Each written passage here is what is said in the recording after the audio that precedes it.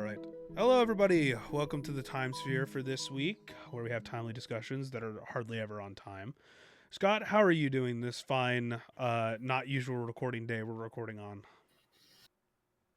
It's been a pretty good day. It's been a pretty quiet weekend. It's cooling down. We've had some busy weekends over the past few, so wanted to take it easy, especially since I'm going to be traveling next week or next weekend, excuse me, and then we'll be gone for the week after. But yeah, so just taking it nice and slow. Have a little late night football. Watch some Valorant. Watch the end of Halo Infinite. The end of the Halo Infinite era of the HCS. Lots of good stuff to watch. So I've just been enjoying that. Yeah, we'll get into Halo here in a second because that's a whole other topic. Wild that they did that on Friday and not Sunday, as is typical of like big announcements at like these events. But I guess I like, you go I ahead. think that is partly due to the fact that this weekend was this Halo World Championship, and it's the last for a while. They've been doing HCS, the Halo Championship Series, with Halo Infinite for a few years now. But there's going to be no HCS next year as they kind of figure out what's next for Halo, which we'll get into in a little bit here. And so I think announcing what they ended up announcing this weekend kind of clashed with it because this is like the competitive multiplayer community. And then they were like, here's campaign remake. that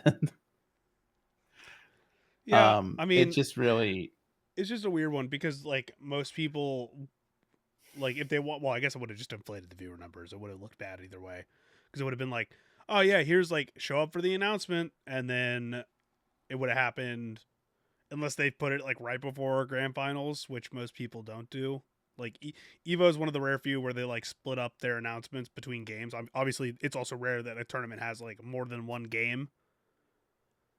Most places would do it like the Pokemon World Championships do, mhm. where it's like, hey, everything's over. Now we're doing the post show essentially. We're doing the reveals after everything's over, and it's just going to be all the reveals back to back to back for everything, not just uh one game at a time. So I guess it makes sense. It's just weird. It is weird because of what you said. So we can get into it a little bit. Obviously, long rumored, now confirmed. Halo 1 is getting a remaster, but it is not the kind of remaster that a lot of us kind of thought. So instead of Halo Combat Evolved getting a full on like 1-to-1 remake, remaster, whatever you want to call it, because this is more of a remake than a remaster because it is being worked on from the ground up in a new engine. They're not changing the story. They are enhancing it in ways using. I heard some people say that got to play the game because they obviously Microsoft and Halo Studios flew out a handful of journalists and content creators and stuff to actually play about, I think it was 30 minutes to an hour of the game. They could just kind of play Mhm. it over and over and over again as much as they wanted to for a couple hours. So people actually got hands on and have like impressions of the game out there. You can go watch that wherever you want to. But like here, they're talking specifically that this is called Halo Campaign Evolved, and this is a full on Unreal Engine 5 remake of the campaign of Halo 1 plus some extra like almost like prequel content that's going to be co-op with you playing as Master Chief and Sergeant Johnson. Uh, it's so that's going there is going to be added content, but everything that's in the main Halo Combat Evolved storyline is there. It is just going to be like completely reworked, as in like visually, like they're apparently like blocking and doing complete like from the ground up reworks of like the original like concept art into this.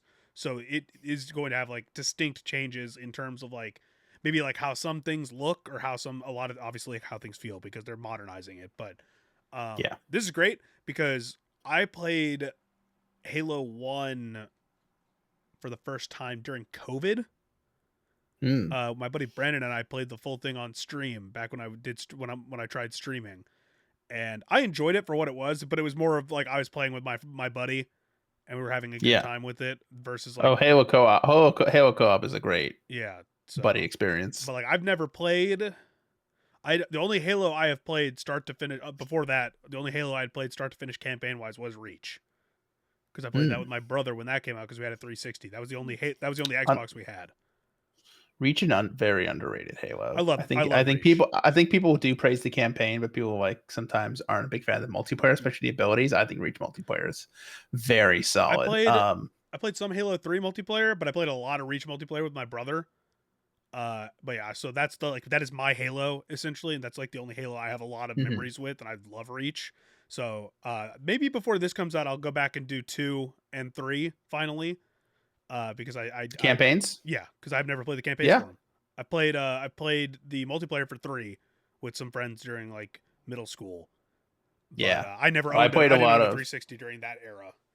2 and 3 multiplayer. I played a lot of 2 multiplayer on the original Xbox, and then 3 multiplayer was like I got like a 360 probably like a year after it came out, and that was like the first thing and probably the thing I played the most was just multiplayer. I got that little wireless dongle, the little adapter, just plugged right into USB in the back because none of them had built-in Wi-Fi at the time, Yeah, and we ran a cord through yeah. the living room to the computer, uh, Mm. to the that's where the computer is. But yeah, that's Yeah, like no, there were gonna be no Ethernet cords run through my house as a kid. That was I wasn't gonna fly.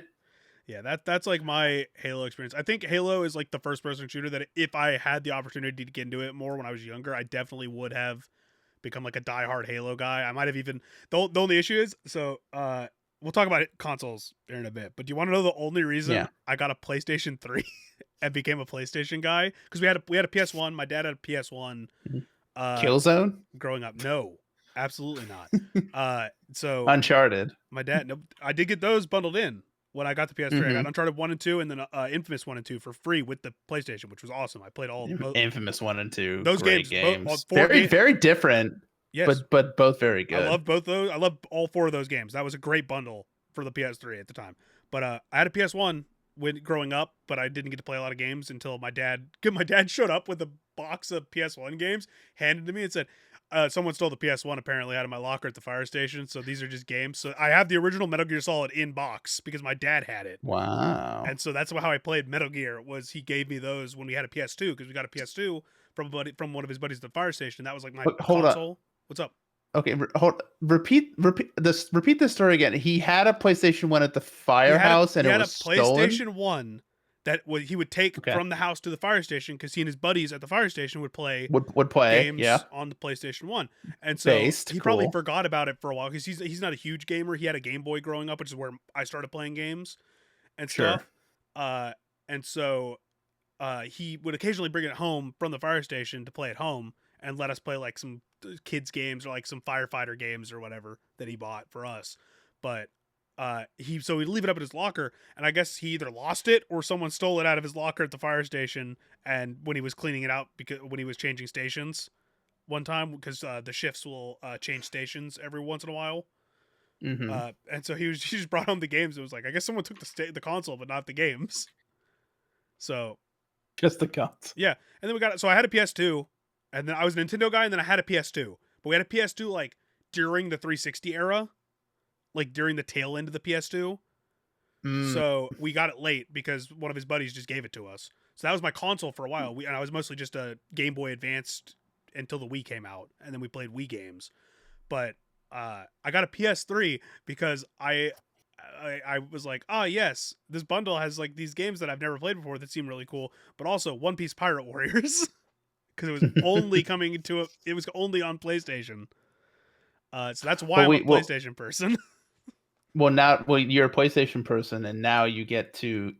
I don't know if we actually mentioned it that Halo Combat Evolved, or sorry, Campaign Evolved Yeah, we're will gonna be dive coming more to into this PlayStation story now 5. that we've kind of tangented off. But Um, yeah, this is Halo is yeah. coming to PlayStation as if it's that surprising to me. This is actually the most surprising out of the Xbox like things coming to PlayStation because this is coming looks like day and date, or at least Hmm. like it's not going to be a No staggered release, well which they've they done in the didn't say past. hey eventually like they didn't do the Indiana Jones thing where it's like eventually coming to PlayStation or whatever. Mm. It was on the like the guy who Matt Booty I believe was at the event and announced that it was coming to PlayStation live on the broadcast and he was wearing a PlayStation shirt.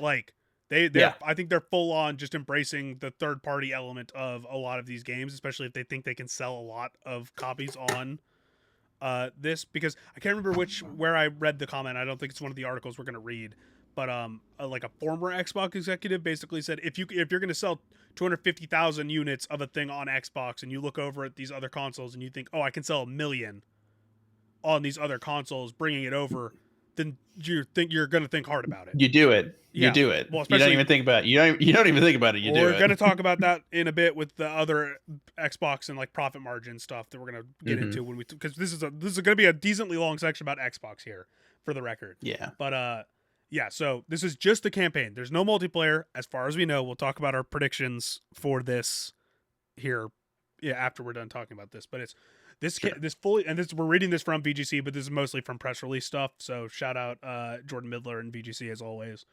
But this fully rebuilt campaign will introduce remastered 4K visuals, beloved Halo weapons and vehicles, plus brand new story content. And this is from producer Damon Kahn from Xbox Halo Studios.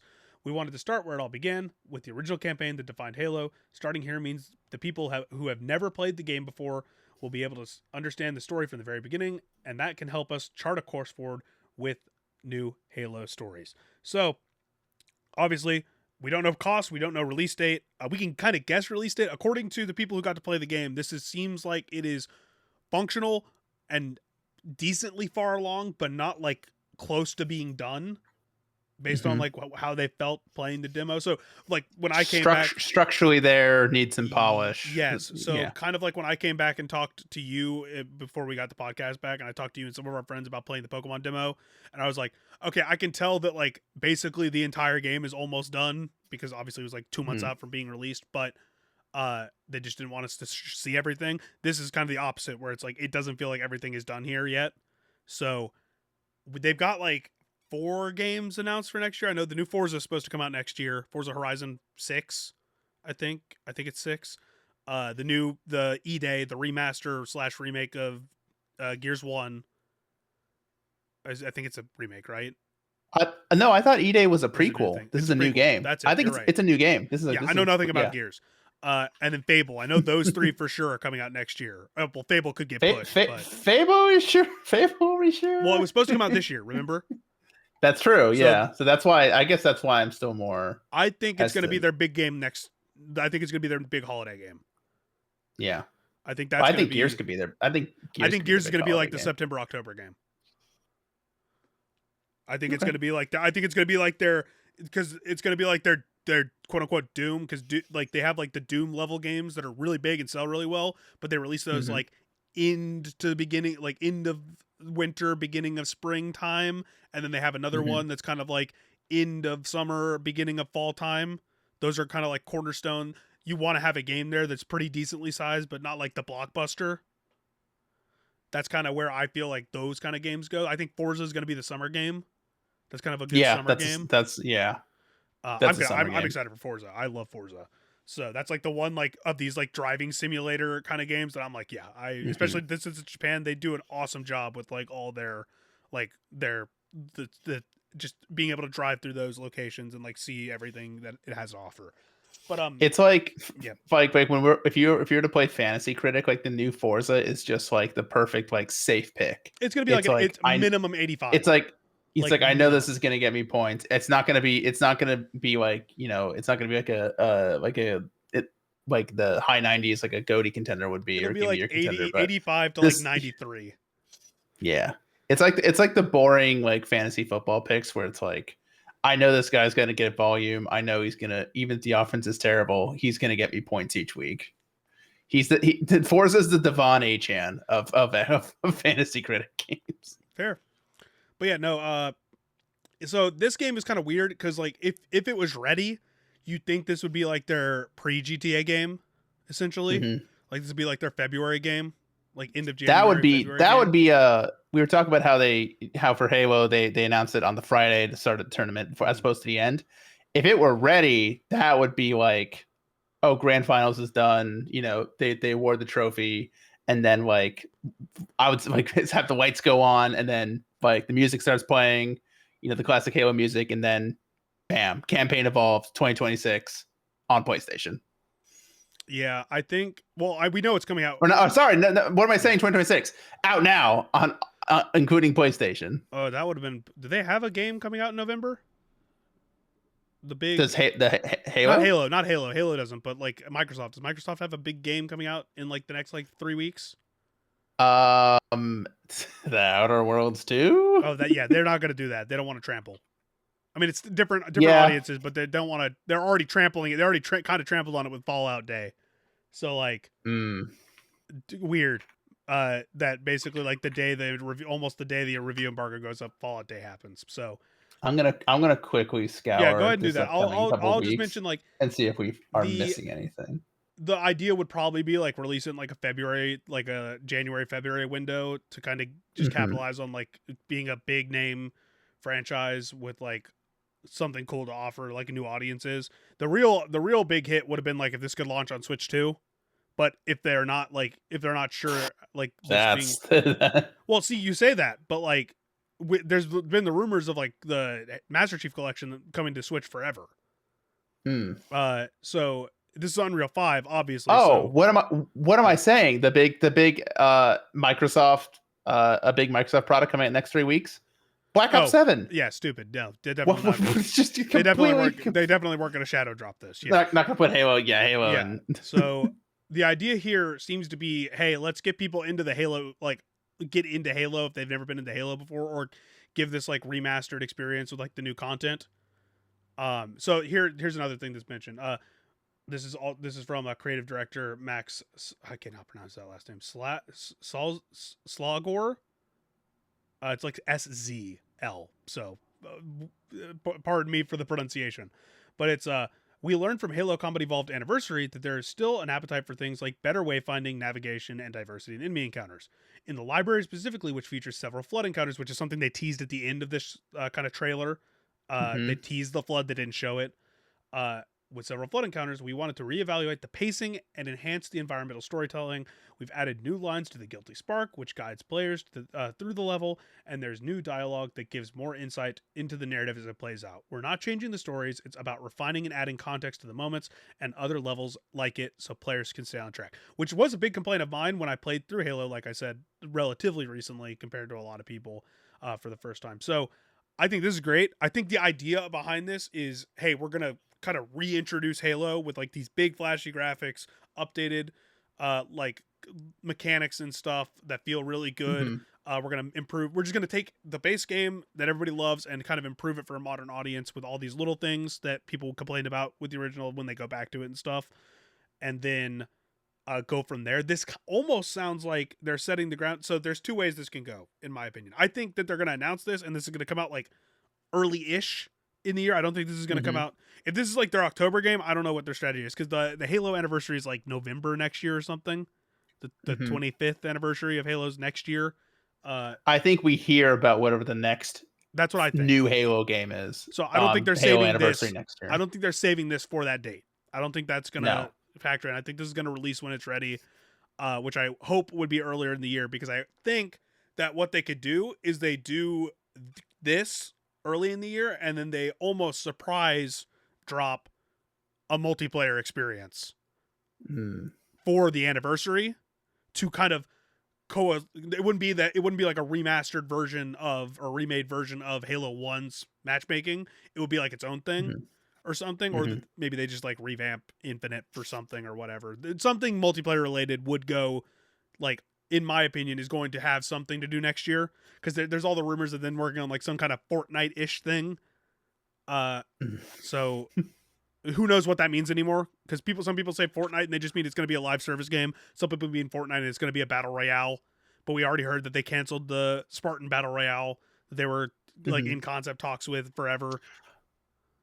I think when they say Fortnite, like they're talking about, we want it to be like Fortnite and Halo. I think they mean just sort of have it be a live service, not necessarily battle royale, but I think like maybe like a live service multiplayer title, or maybe honestly, I think I could see them doing something like Destiny, like where there's campaign elements, there's multiplayer elements, there's competitive, there's co-op stuff, and then it's just a live service thing with constantly changing maps with different things and new like weekly basic content, but then like seasonal content. I think when I hear Fortnite, I actually think it would be more like Destiny, but everyone likes to use the term Fortnite because of how successful Fortnite is and how Yeah, much they money just it's use that. making and how much it's still, It's like a yeah. buzzword. It's like AI, which is another Microsoft thing Especially, we'll talk yeah, to. especially because Destiny. I mean, there actually might be a market for that. Destiny, I feel like, is kind of at its. I think Destiny's still fine, but it's It, kind of it's at at, its least it's popular at that that flowing it's ever state been. of a multiplayer kind of live service ish game that kind of keeps bringing people back every once in a while. Where it's like it's Hmm. in that ebb and flow state where the peaks are still high when there's new stuff, but like the numbers are getting lower and lower in those Hmm. basins of no new content because people have done everything Yeah, else. Uh, it's still trending down, even though like day to day, week to week, month to month, there's still like yeah, the numbers are still the good. It's normal. just not like what people are used to from Destiny at its peak. So I could see what you're talking about. I could also see them doing kind of like what Fortnite does now, where it's like, I heard someone mention it. I don't know, remember where. I think it was just like on social media, probably like on Twitter or something, where it's like, hey, Mhm. let's do the multiplayer mode, like the Fortnite like multiplayer options, but also like have like it be like a Forge almost in some way. But I don't think they're ready for Mm, that with Unreal. yeah, I don't think they're that far along. because I think that they're seeing, yeah, and that would connect more with like Fortnite and also Roblox to a degree where it's like you have Exactly. the Forge and then you can just why should I make content when the users will make it for? Exactly. Something like that. Regardless, I think there's going to be some multiplayer update slash new product from Xbox next year to whatever. Fuck, I can't speak. My brain is I think we get campaign evolved like May, yeah. summer, or maybe even a little earlier than that. And then when we get to the Halo event at the end of 2026, I think we see, like I said, a multiplayer aspect, something that people can start playing right And away, then they tease the as next well thing. as an announcement or just a teaser of what's coming next. I agree. Which will probably be a new Halo Yeah, game. I agree. I wonder if this is like setting the stage for them like going back. I is this setting the stage for Halo 2 and Halo 3 getting these like campaign style remakes and then they start branching the story again, or are they going to branch the story in a new way from the original Halo is my question. I could see them kind of, because I know for recently that they've been kind of like a creative like brainstorming um phase over at Halo Studios, which is what they just call Yeah. the team now. And maybe they could try splitting up the resources, and then they'll do Halo 2 and Halo 3 remasters while still working on whatever's next. If I were them, I would focus more on like what you are planning to do next, because I think here's the thing. I think remasters, especially putting them on PlayStation, will bring in new people to the ecosystem and people will buy them. I just think long term, you need to think about how are you going to get the next generation of fans in, instead of Yeah. just I'm just relying on questioning it people who've already from played Halo to buy I'm remasters. just questioning it from like a story perspective because like I'm not a Halo lore nerd or anything like that, but like Me neither. yeah, but like from what I understand, like where Infinite went, like basically from what I understand from Reach was a prequel, obviously, but like post Hmm. 3, most people are kind of hit or miss on like where they went post 3 in terms of like Chief's story. So if they're gonna keep doing Chief, which is probably what they're gonna keep doing forever, for at least Yeah. mainline Halo, unless they do like another Reach or something, then do they continue along the lines of keeping whatever happened in Infinite? Because I never finished that story, even though I played that. Uh, I don't remember if I finished it yeah, but either. that's just like, do they keep that canon? Are they starting a new timeline? Are they going to go along a different route with like slight changes? Are they going to keep the original 3, like remaster all of those, and then do something new campaign wise while they're focusing on this like multiplayer experience thing? That's like its own kind of thing where either you're your own Spartan or you're your own ODST or something, doing these Mhm. kind of like Destiny-ish things. Who knows? But yeah, Halo's coming to PlayStation. Uh, it's going to be a big change for Halo moving forward. Obviously, this is a big sign that Xbox is officially, if it wasn't clear enough, they're done being the the first party only ecosystem. They are now a third party publisher across the board. Nothing is going to be Xbox exclusive anymore unless they like deem it necessary for like some kind of timed exclusivity. and then they're going to be an open ecosystem in some form or fashion with their next hardware. With that, we can get into this next kind of pull from one of the mini Sarah Bond interviews we're going to talk about here, where I said outdated. The actual term that she uses is antiquated for these console exclusives. So this is again from VGC, Chris Scullion, where another interview. This is via Mashable. This is where most of these Sarah Bond quotes came from. If you've been like listening to some podcast or reading some stuff about Xbox over the last week, this is basically like asking about like the Halos, asking about like the Gears of Wars and like these giant exclusives that not like the let's say like maybe like a Sea of Thieves, if that was to come out today, which is like a live service thing that really benefits from being on multiple platforms, which is what they started with. That was one of the first few games that Xbox was fantastic. Saying. Like they tested the waters with that, it exploded. And Sea of Thieves, like to its credit and Rare's credit, which it sucks that their new game that was being worked on forever got canned as part of like all these other things, which is another thing we will talk about in a bit, because Xbox is all over the place. They don't know what they want to do and blah blah blah. They really are. This is specifically talking about like the blockbuster exclusives, so the Halos, the Gears of Wars, the stuff that would be quote unquote console sellers if we were back in like the original Xbox, the 360, and even like the PS4, Xbox One generation, where it's like these are the games that people come to Xbox for.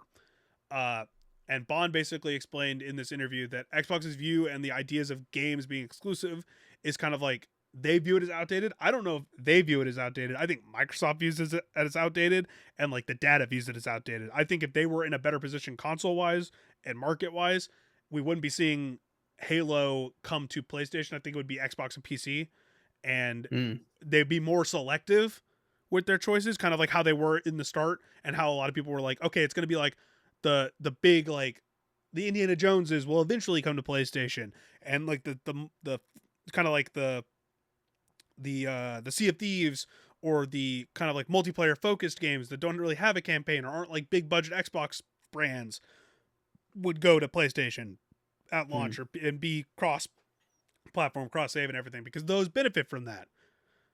This is her now saying we're really seeing people evolve way past that. Like the biggest games in the world are available everywhere. You look at Call of Duty, you look at Minecraft, you look at Fortnite, you look at Roblox. That's actually what's driving the community in gaming. That's where people gather, they have experiences, and the idea of locking it to one store or one device is antiquated for most people. You want to be able to play with your friends anywhere, regardless of what they're on, and we're really leaning into that with experiences, with this experience, because it just opens up another way for you to play, as does cloud, as does PC, as do the consoles that we all own and have in our living room. So this is her talking about the Asus ROG Ally. Obviously, that's why she's doing a press tour. But this is talking about cloud gaming to like TVs. This is talking about cloud gaming to your phone. This is talking about cloud gaming to your laptop that's a Mac or like a MacBook or a Chromebook that can't necessarily run these games normally, but if you have good enough Wi-Fi, you can play a lot of games relatively decently on those through the cloud. So if that isn't enough, I'm not going to read more than this. This kind of sums up the entire point right there.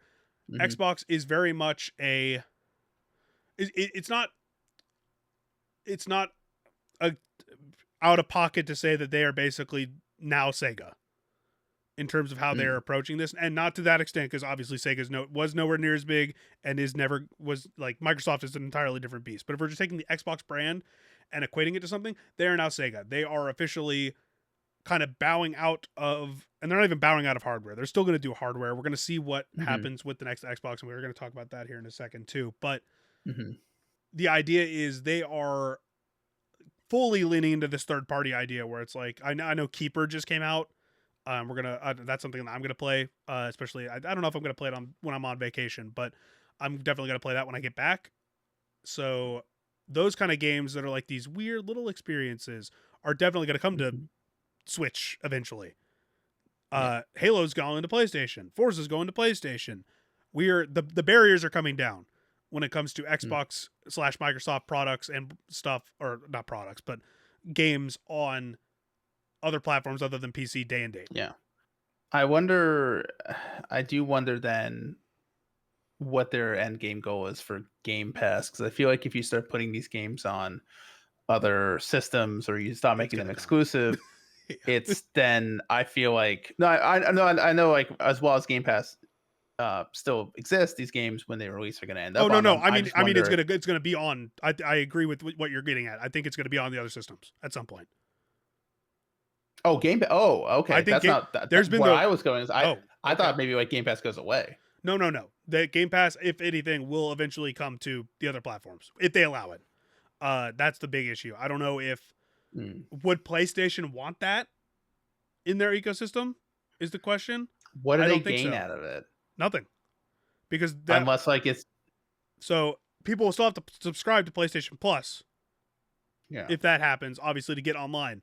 So it's going to become an even nicher market because you're not getting the Now online. you're You're not going to be able to stream cloud games, or I don't know if you're going to be able to do Xbox Play Anywhere on PlayStation through that. So there's going to be mhm. limitations to it. But what does PlayStation gain from putting a Game Pass on PlayStation? Unless I mean, they might get a cut from subscriptions on that front. So maybe it might be I worth feel it in like that regard. you have to Well, you're you going have to to. like if you're Sony you're if you're Sony and Xbox calls about Game Pass and It's gonna be what a store cut. It's gonna be the same as a store cut. yeah it's like we get a cut and if the answer is no I'm if I'm Yeah, Mr. Sony I'm because hanging up. all that gives them, like, basically the only thing that changes is people are gonna subscribe at the lowest level of PlayStation Plus to get online for Yep. the if they want to play online, and then they're gonna get Game Pass and use that because that's a better deal than the Sony catalog to a lot of people. So it's direct competition. So unless they're getting like the full like 30% cut or whatever, or whatever cut they want Hmm. from the subscriptions purchased on PlayStation, then there's no way it's coming to that. But Nintendo, I don't think Nintendo cares as much. They'll probably get a cut, but I don't think Nintendo's nearly as protective because I don't think Nintendo's like, oh yeah, you're gonna spend X amount on Game Pass on the Switch to play whatever games will run natively on the Switch, and then Yeah. also I feel stream like games through the cloud, but you're not gonna buy the new Donkey Kong. I don't really know who I don't really know what the how big the market of people who would want to play Game Pass games on the Nintendo Switch would Probably be. pretty big because it would offer a lot of games that aren't there. Yeah, I'm thinking. Yeah, well, I'm thinking like because yeah, like and like the smaller indie games, what I think would run really well. But what I'm thinking is like, if Game Pass is going to have the big day one releases, I feel like it's less valuable on the Switch too, because like you can't really It would play be. Black, you can't really play Black Ops 7. You can't really play.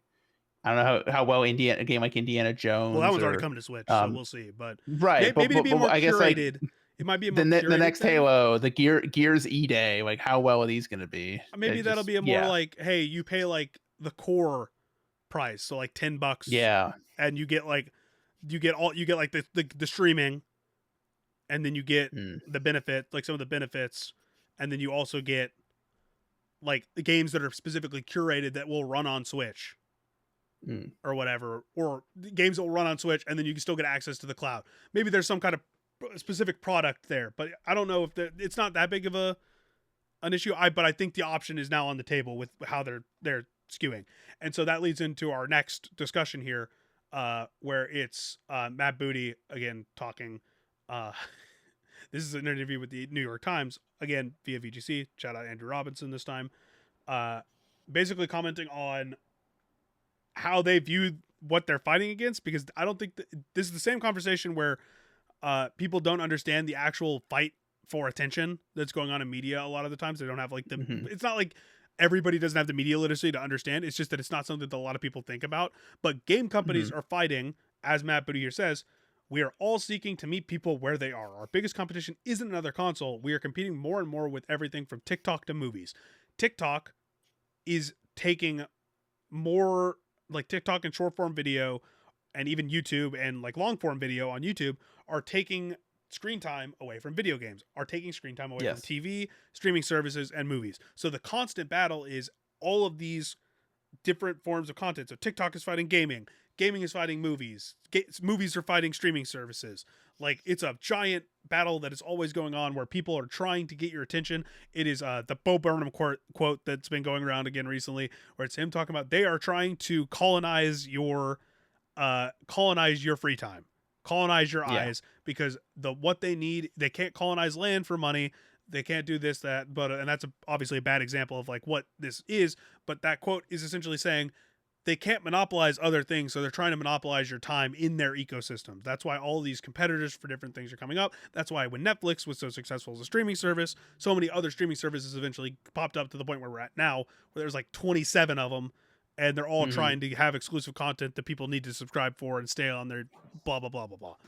So And they all cost more every month because they keep adding more content. They have to justify the price or justify the cost of all this new content. Yeah, and he also says when asked about the 9,000 company layoffs earlier this year, he says layoffs are difficult. They are part of managing our business. Thanks, Matt Booty.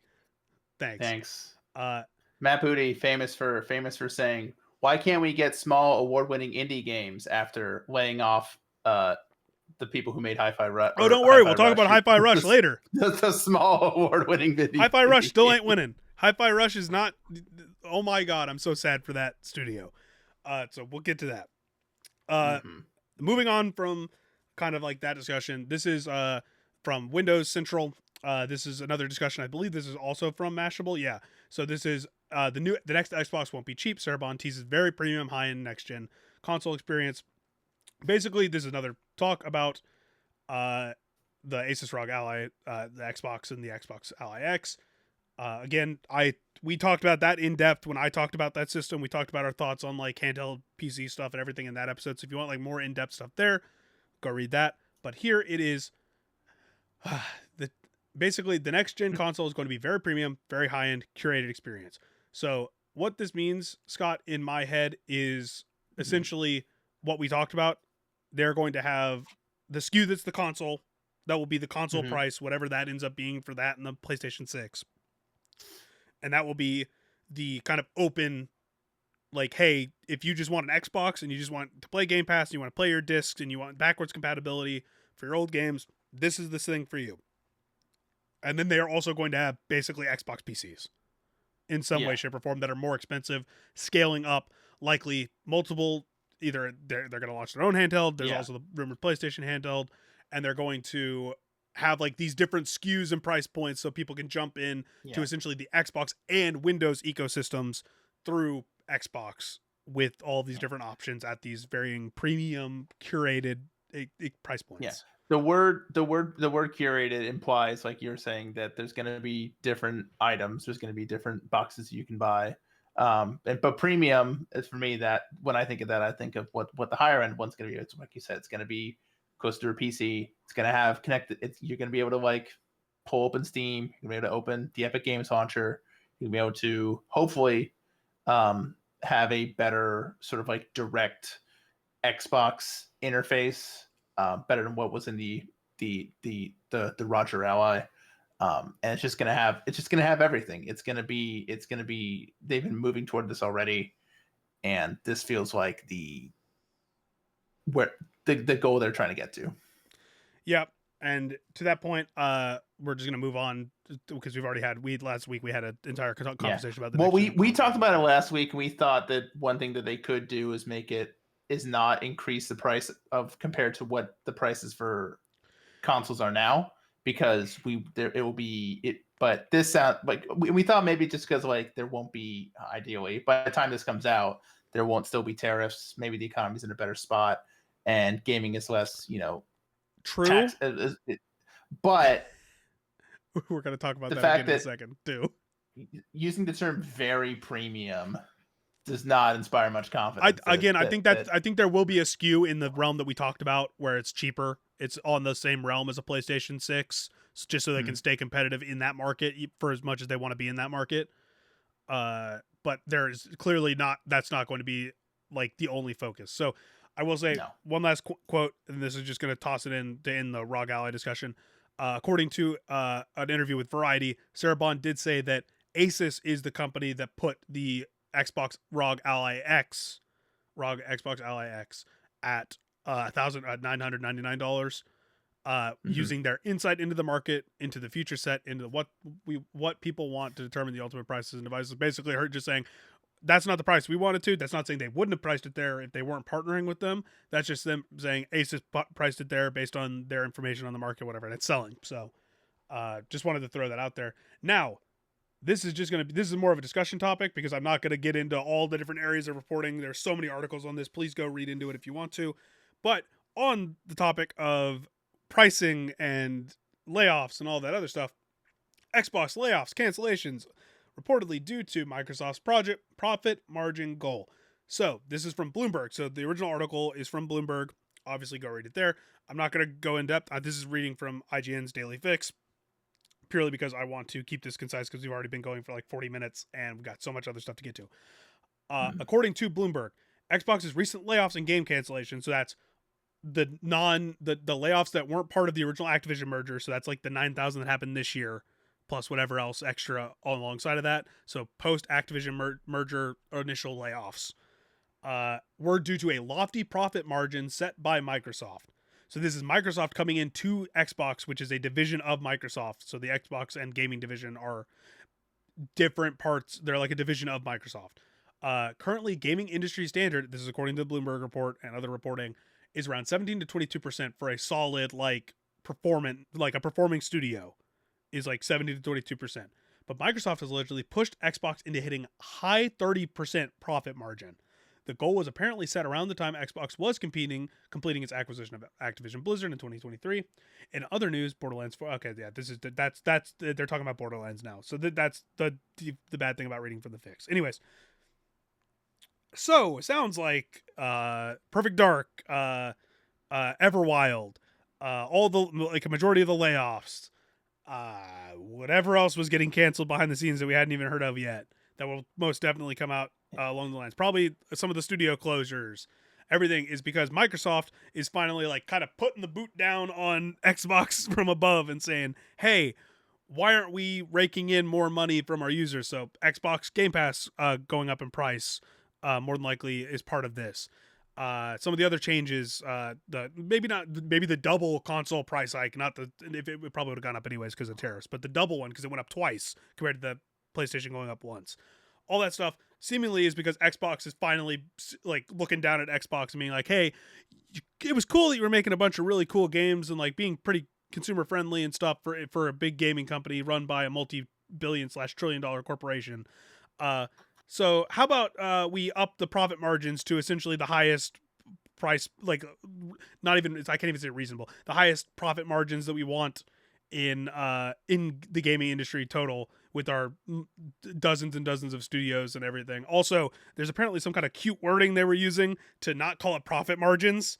I don't remember what it was because it was in the Bloomberg report. They used a very Yeah. cute wording to not make it sound like profit margins when this is them trying to maximize shareholder value like every other fucking thing in this goddamn industry. Yeah, it's just it really because really just the gist of it or the gut feeling is like, oh, it's profitable, but it's not profitable enough. And this is just such a sickening feeling that really is at the heart of capitalism, and it's why so many other industries are affected by layoffs and by branches and businesses shuttering and people being let go. It's not that these places aren't profitable; they're not profitable enough. The people at the top aren't getting a big enough cut, and so the people who are working the hardest are the ones being let go. And so it's why, especially in this past year, you're seeing this information coupled with the layoffs, coupled with like the Game Pass hikes. It's just like you can see why kind of belief in what Microsoft is doing with the Xbox brand is really at its lowest. And what sucks is that the games that are coming out are good. Like Outer Worlds 2 looks good. What we're seeing from the Perfect Dark reboot looks fun. Black Ops 7, I know it's just caught the same cut every year, but it's gonna be successful. People are gonna buy it. Um, despite how well Battlefield 6 has been doing. And it's just like, and you hear about all these different all these things that really had like Everwild from Rare. I mentioned the Perfect Dark reboot, whatever survival game that Blizzard was working on, and it's just like I just never understood like putting this much energy and resources into a game that's been going for how many years, and then saying, all right, now we're just going to cut it because we don't think it's going to be profitable enough. Like, it's like, well, now it's definitely not going to be profitable because now you've poured all this time and resources into it, and now you're getting nothing out of it. It's like, wouldn't it be better just to finish it and put it out? Like, even if it's a complete flop, Like if like like you maybe you get something, but like if you just cancel, you get nothing. Yeah, Like like has Concord scared all of them into thinking that it's like no, this was gonna if happen it doesn't regardless of work well enough, Concord. this is going to be a disaster. No, so Concord is like a unique thing. So let's talk specifically about like Perfect Dark and Everwild, because those are like two tangible things we knew were being worked on and we're like pretty far along. Yes. We hadn't heard an update from Everwild in a while, but Phil Spencer earlier this year was talking about how he'd been to Rare and had played the game, and it was like coming along nicely. And obviously we'd seen Perfect Dark relatively recently. So with that in mind, Concord didn't have an effect on those. Concord is its own level of failure in terms of like company / market research and everything else, like marketing and everything. Like that's on Sony almost entirely. These games are getting canceled purely because of like almost entirely because of corporate greed and like these profit margin things, because Mhm. those games could come out and not sell well but still be like a reason someone like me picks up Game Pass for an extra month. Because like, Mhm. so for reference, I got the Xbox. I was provided, so hashtag free product or whatever, provided via Hashtag ad, Asus. hashtag Not sponsored, yeah, hashtag hashtag not shill, sponsored, not hashtag sponsored. no, hashtag shill, hashtag whatever else. Because I'm definitely an Xbox fanboy. Yeah. No, the Asus sent me over the Xbox or the ROG Xbox Ally X to do a review for and do some previews for. With that, I got 3 months of Game Pass Premium. So that is the second highest tier of like the normal Game Pass. It gives you access to like 200 games and a bunch of benefits and stuff. And I was like, okay, cool. I haven't paid for Game Pass in over a year because I was never booting up my Xbox Series S. I don't really play on my PC that much. Obviously, Steam Deck doesn't have direct access to it, and I was mostly playing my PC games on my Steam Deck, and then I play Nintendo and PlayStation. So when I got this, I was like, oh, cool. So I went in and downloaded a bunch of games on Game Pass Premium because there's a lot of games on there that I hadn't played.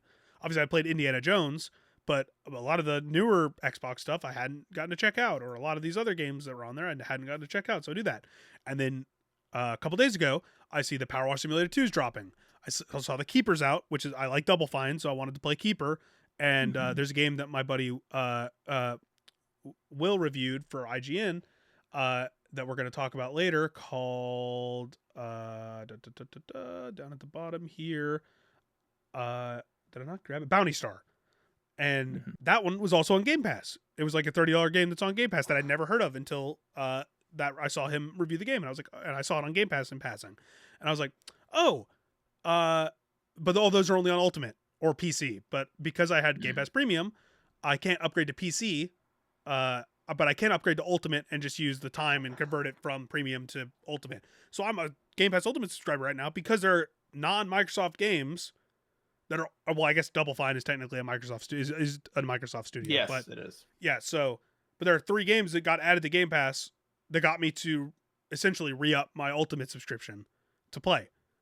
That's me. Obviously, I'm always looking through the subscriptions and stuff just to see like, oh yeah, like what am I missing? What can I play? What am I Yeah. missing and What stuff. can I play that I have access to right But now? someone like me who's not going to re-up my Game Pass at that Sure. level, I might get PC Game Pass, but I'm not going to resubscribe to Ultimate because of that $30 price tag. But like Mm. a game like a Perfect Dark, I would not probably buy full price. Mm. Everwild I might because I like Rare, but I'm not going to buy Perfect Dark for $70 or whatever. But if it was on Game Pass day one and I heard good things about it, or it had some kind of Mhm. multiplayer or something, I'd do a month of Ultimate. Yeah. Like, That's when I really thought Game Pass was at its most valuable, mm-hmm. when it wasn't, when it was back when its previous price point, Yeah, 20 or when it bucks. first came out, or when Yeah, it first came out, it was even $13. cheaper. Oh god, oh man, ancient history now. But Back yeah, when I because you first could subscribed just to it, yeah. like you said, you could just get Game Pass for a month or two. It's like, hey, like, and even like in those very early days, it's like if you got like if there was like a big game coming to Game Back Pass, when it you was got, let's say $10, yeah. Starfield. Like let's say Well, that was you were just $13, yeah. jazzed for, yeah, but even like if you were like, oh, like I could play Starfield for 3 months, it's like that's only like $39 in You're a still Game Pass saving money, and subscription. you also have access to all. So my philosophy with Game Pass, and we're gonna in the Microsoft discussion after this, is like the philosophy that I loved about Game Pass, even at the $20 price point, because $20 is like a reasonable price that I can justify paying a month if I am in my mindset of a couple times a month, I boot up my Xbox Series S, or I get on my PC Game Pass because you get access to that with Ultimate. And I'm like scrolling through the games and I find like 1 or 2 games that I hadn't heard of or I wasn't going to play, but they're on Game Pass. So I download them and give them a try. That to me justifies the cost of Game Pass, whether I play Microsoft games or not. But at $30, I can't justify that anymore because $30 a month, I can buy 1 or 2, like I can buy a smaller indie game and then like almost a full priced indie game for that cost and enjoy them and own them. And I'm not going to play Microsoft games most of the time, depending on what they are. And when they are, then I can go subscribe. Or maybe I'll get a code or something. Like, it all depends on your philosophy of gaming. If you play a lot of games on Game Pass, the $30 price point isn't that bad. Because you're going to make your money back. If it's like $360 a year. Yeah. If you play multiple games that are on Game Pass a month, whether they're live service or you play COD constantly, and you're going to get plenty of benefits through Game Pass Ultimate probably over the course of that game's lifespan. You're not going to have to pay for the game, blah, blah, blah. Then sure. Or if you just play like every Microsoft release. Even if you just played COD, it would be cheaper just to buy COD and not. Yeah, no, that's what I'm saying though. Is if you play COD and then just like occasionally look for something else or something. Even if you use it just for a few more, like even just like 1 or 2 big releases, it could still be worth it. But like now, it's like it's hard to judge. It's harder, much harder. Now it's $360 for the whole year if you're getting 12 months, and there's no like they don't have like. Do you think they'll do like a yearly subscription to like a deal? They should. They're not going to. They should like lock people in for a year because they should.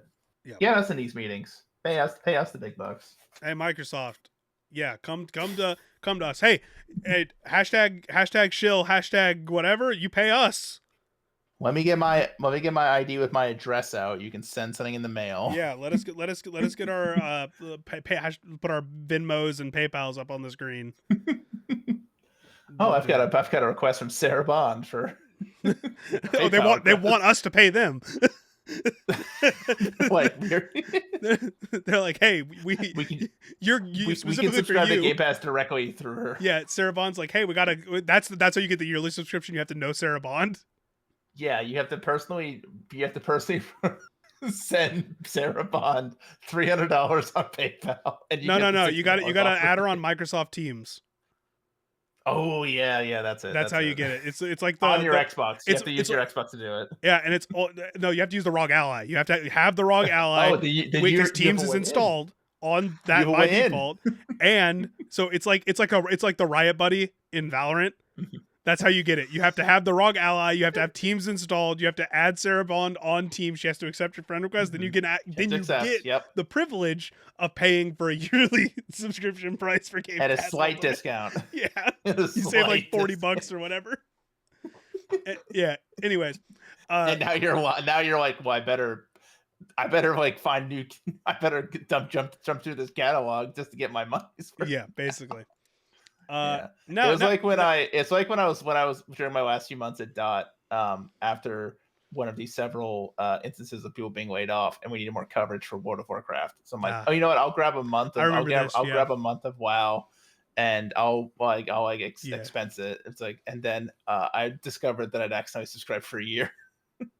It's like, oh, well, they're not going to expense that, especially since I was already laid off. Yeah.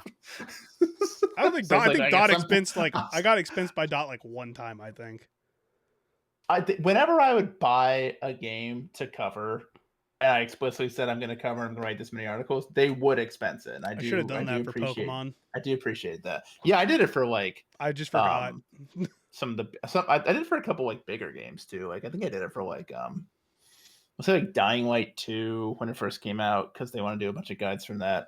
But then like they started jumping down like, oh, let's get on like free games, like what's it called? What's that browser game? Infinite Craft. Infinity or that. I remember Gray Zone Warfare. They did expense Gray Zone Warfare. Yeah. And we already talked about my Hades 2 coverage story. I'm not getting back into that. Gray Zone Warfare killed me for that. But yeah. Speaking of games journalism, Scott, are you ready for more fun? I don't think this is going to be very It fun, is isn't. it? It isn't. I No. had a 3-hour discussion with Anna on her stream last week about like Mm, the state of games media, so I'm already depressed enough, and now we're getting back into it because this came it's out. not good. Both of these stories that we're going to talk about now, and we're going to try and get through them decently quick, came out after that discussion, like literally hours after that discussion ended. So Mm, this is according to Press Engine data, and this is provided directly to VGC. So this is all from Andy Robinson at VGC.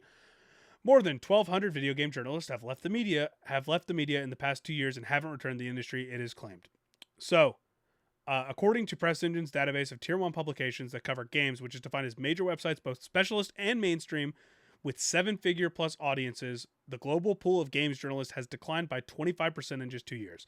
The vast majority of these departures were from specialist games websites like IGN, Polygon, or GameSpot. If amateur, part-time, or freelance writers are included, the numbers of departures from the games media swells to more than 4,000 people since October 2023. Figure highlights a significant drop in the number of people writing about video games, either because they've chosen to change professions or been affected by the wave of redundancies that have hit major game publications since the pandemic. That's not just major, that is also mm-hmm. small time publications. Yep.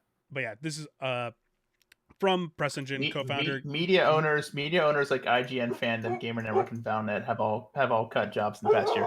Wow, Gamers doesn't even get a mention. They're not even the big.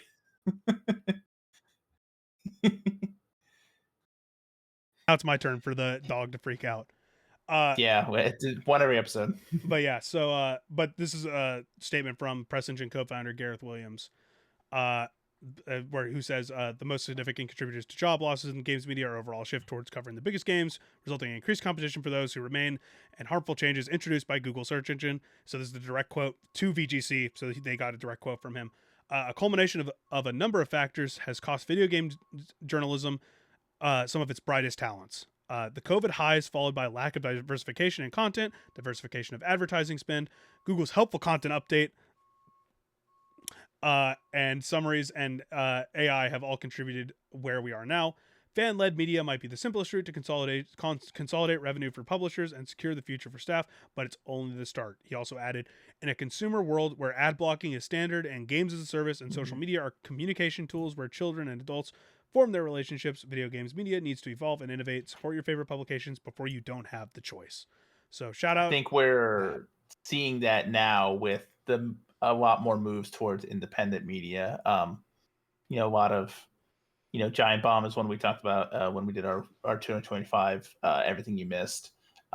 Kind of funny. It's just been blowing past milestones and doing great work. VGC, another great example. They have a lot of big Patreon support, and that's why they but they're also a small team. They're also a very small team, and as we know, there was a time when Dot was really expanding. That's when you became full time. That's when I joined on. That's when Jacob returned. That's when Jess joined. That's when and then they really started buffing things out. And it didn't even feel sustainable at the time. And then we didn't even know what was coming in terms of like the Google changes. And then, like you said, with competition, I mean, that was explicitly outlined in their planning. They're like, we want when people are searching. People gamers said when people search for something like how to do something in a game or like how to find this item or we how want to it all complete to be quest, gamers' websites. we want all every listing in the search results to be a gamer's website. Yep. And I remember hearing that and thinking, that doesn't sound like a good idea. That's called competing with yourself for no reason instead of trying to specialize in other areas. And I explicitly asked that, and they said no, and that was it.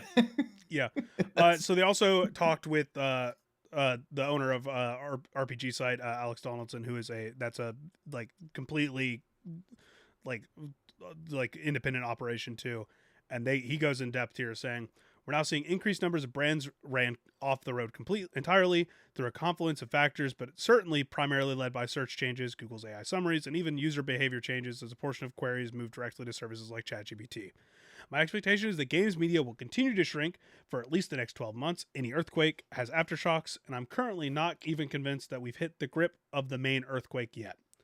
This might be the foreshocks. For quality games media, I continue to believe that the best form of stability is dedicated reader bases to remove reliance on funds and a hybrid of direct reader funding and advertisements. If people want to keep reading quality content from full-time professionals, they need to support it or lose it. That's never been more critical than now. And then he also continues, Although, to be clear, this isn't all on demanding reader support. A not insignificant portion of the losses the game's media suffered, I strongly feel, could have been avoided with better management, clarity, and more realistic expectations of on the part of proprietors. Yeah, and so we're gonna get into like another round of layoffs here in a second, but basically, this is all saying, hey, if you like what you're reading, please like Mhm. not only like continue reading like the IGNs and the GameSpots and stuff, like keep reading there so they can keep hiring freelancers and keep their full-time people. But like if you want something specific, or if you're looking for more Mhm. in-depth things or more specific kinds of news, go to RPG site. Go read your entertainment news from like But Why Though. Like Kate and the team over there do great work. They do as many reviews as possible. They try and pay people as well as possible, but that's entirely independent too.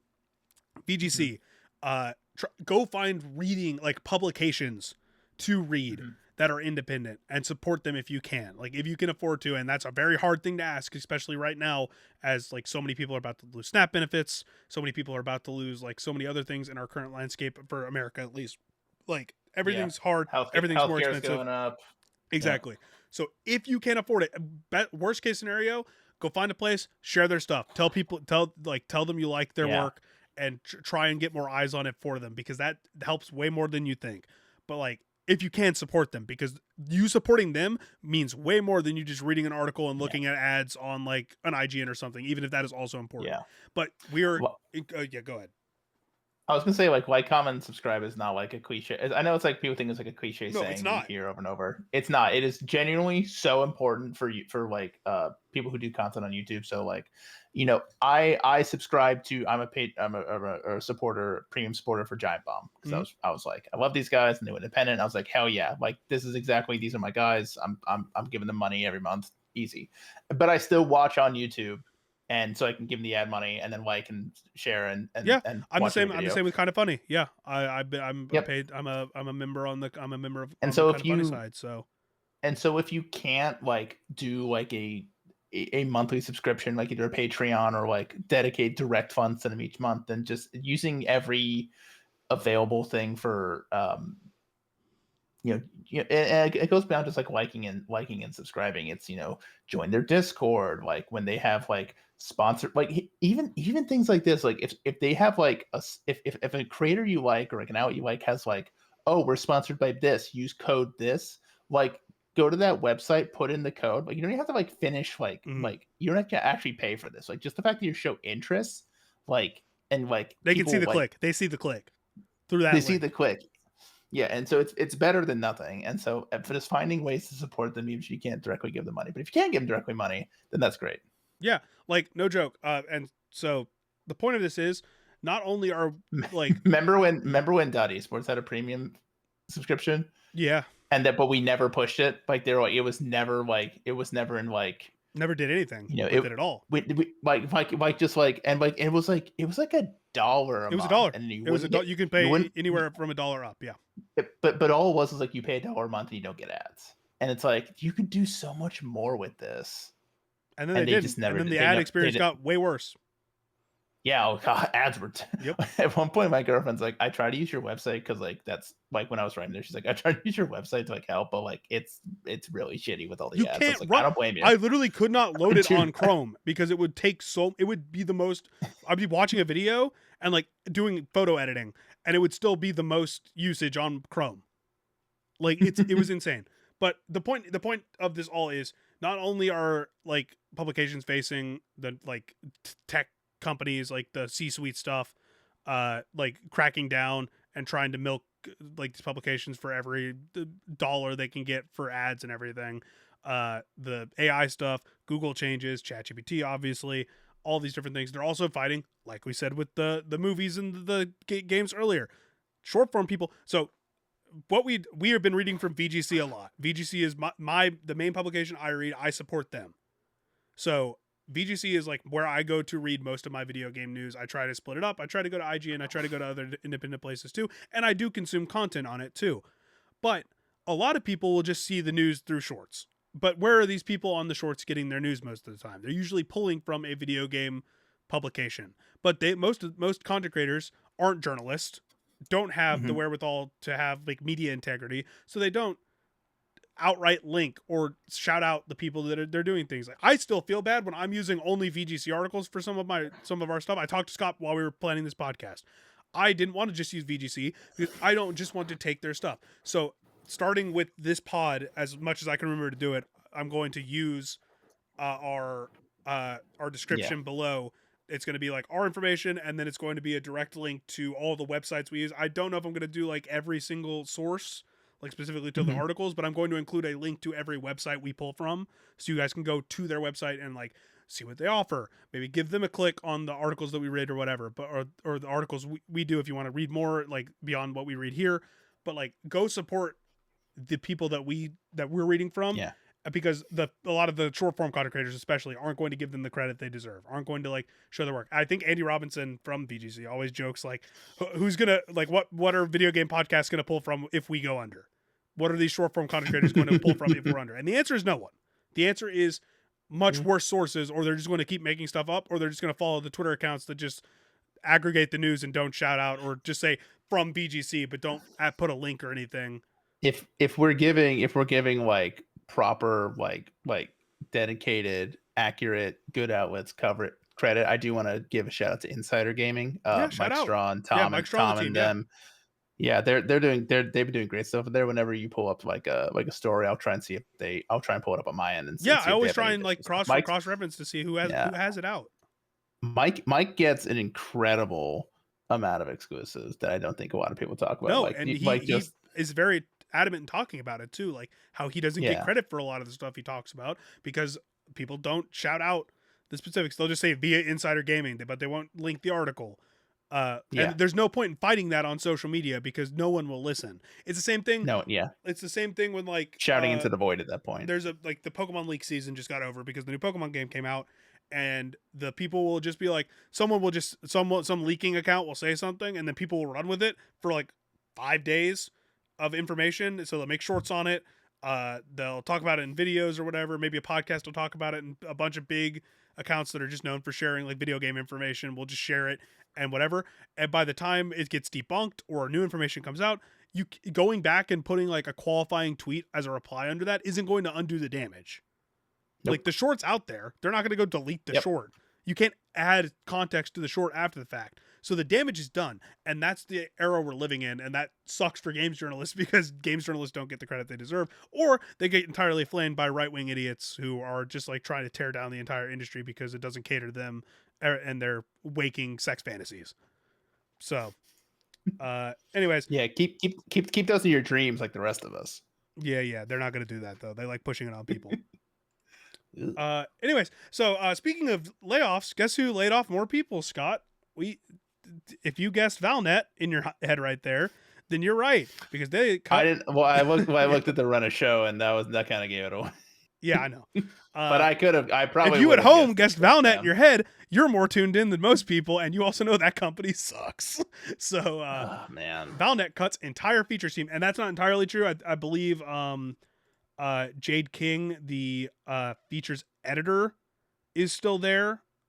I believe she is. This is at the Gamer, by the way. Yeah, this Valnet Gamer, owns specifically. Valnet owns everything. God knows how many sites. They own Game Rant, Polygon, Screen Rant, Polygon now, the Gamer, like across the board. Cut, and then also other layoffs. And then this is also includes details from that 1,200 figure that we just read from. But Valnet this is from Vicky Blake at who's a great freelance writer who's GamesIndustry.biz. This is where we're reading from, but she's also over at they're also over at Dexerto and stuff. So Valnet has cut several members of the Gamer's editorial staff, including the entire The Gamer features team alongside several other staff members. While it is unclear how many staff have been impacted by the layoffs, and the Gamer staff page has not been updated at least since July 2025. That's an ongoing thing at a bunch of these websites. Despite at least 2 known rounds of cuts since then, several former staff have announced the layoffs on social media, including the news editor, Rhiannon Bevan, and features lead Jade King, who, again, Jade King has since gone on to say she will continue to be at the Gamer, but it's unlikely that the features division, which is what the Gamer was known for, by the way, they have their like their news and their guides and stuff, just like every West other. and West, you know, like Well, top 10 West I a think the lot. lists are part of the features. I What? I Those are, think wait, but those are that is like what you they're said, known those for. when you say features, I mean, like, you know, I think like op-eds and like, you know, I think it's like both, opinion. but they're still going to keep doing the list. But it's just I think the features team were in charge of some of that. So like I don't know, like regardless, the gamer is relatively known for their like list. They're more for their lists and their op-eds than their news and guides because those are Yes. original content. You can, yes. And now that's gone. So I'm gonna read from Jade's post that she made back when this was originally announced on October 22nd. Uh, Valnet unfortunately let go of the gamer features team today alongside several other staff members, many incredibly talented and hardworking writers I've had the pleasure of working with over the past several years. I still firmly believe we built something special and became one of the most unique places talking about video games on the internet, and to see that dismantled breaks my heart. A place where we could cover important issues and be who we wanted to be without compromise. I'll always be proud of that. Please follow. And then she links Andrew King, Eric Switzer, who I know from the card game community, and then Sam Hallahan. I think it's Hallahan. Those are the three she mentioned, but obviously there are probably some other cuts there too.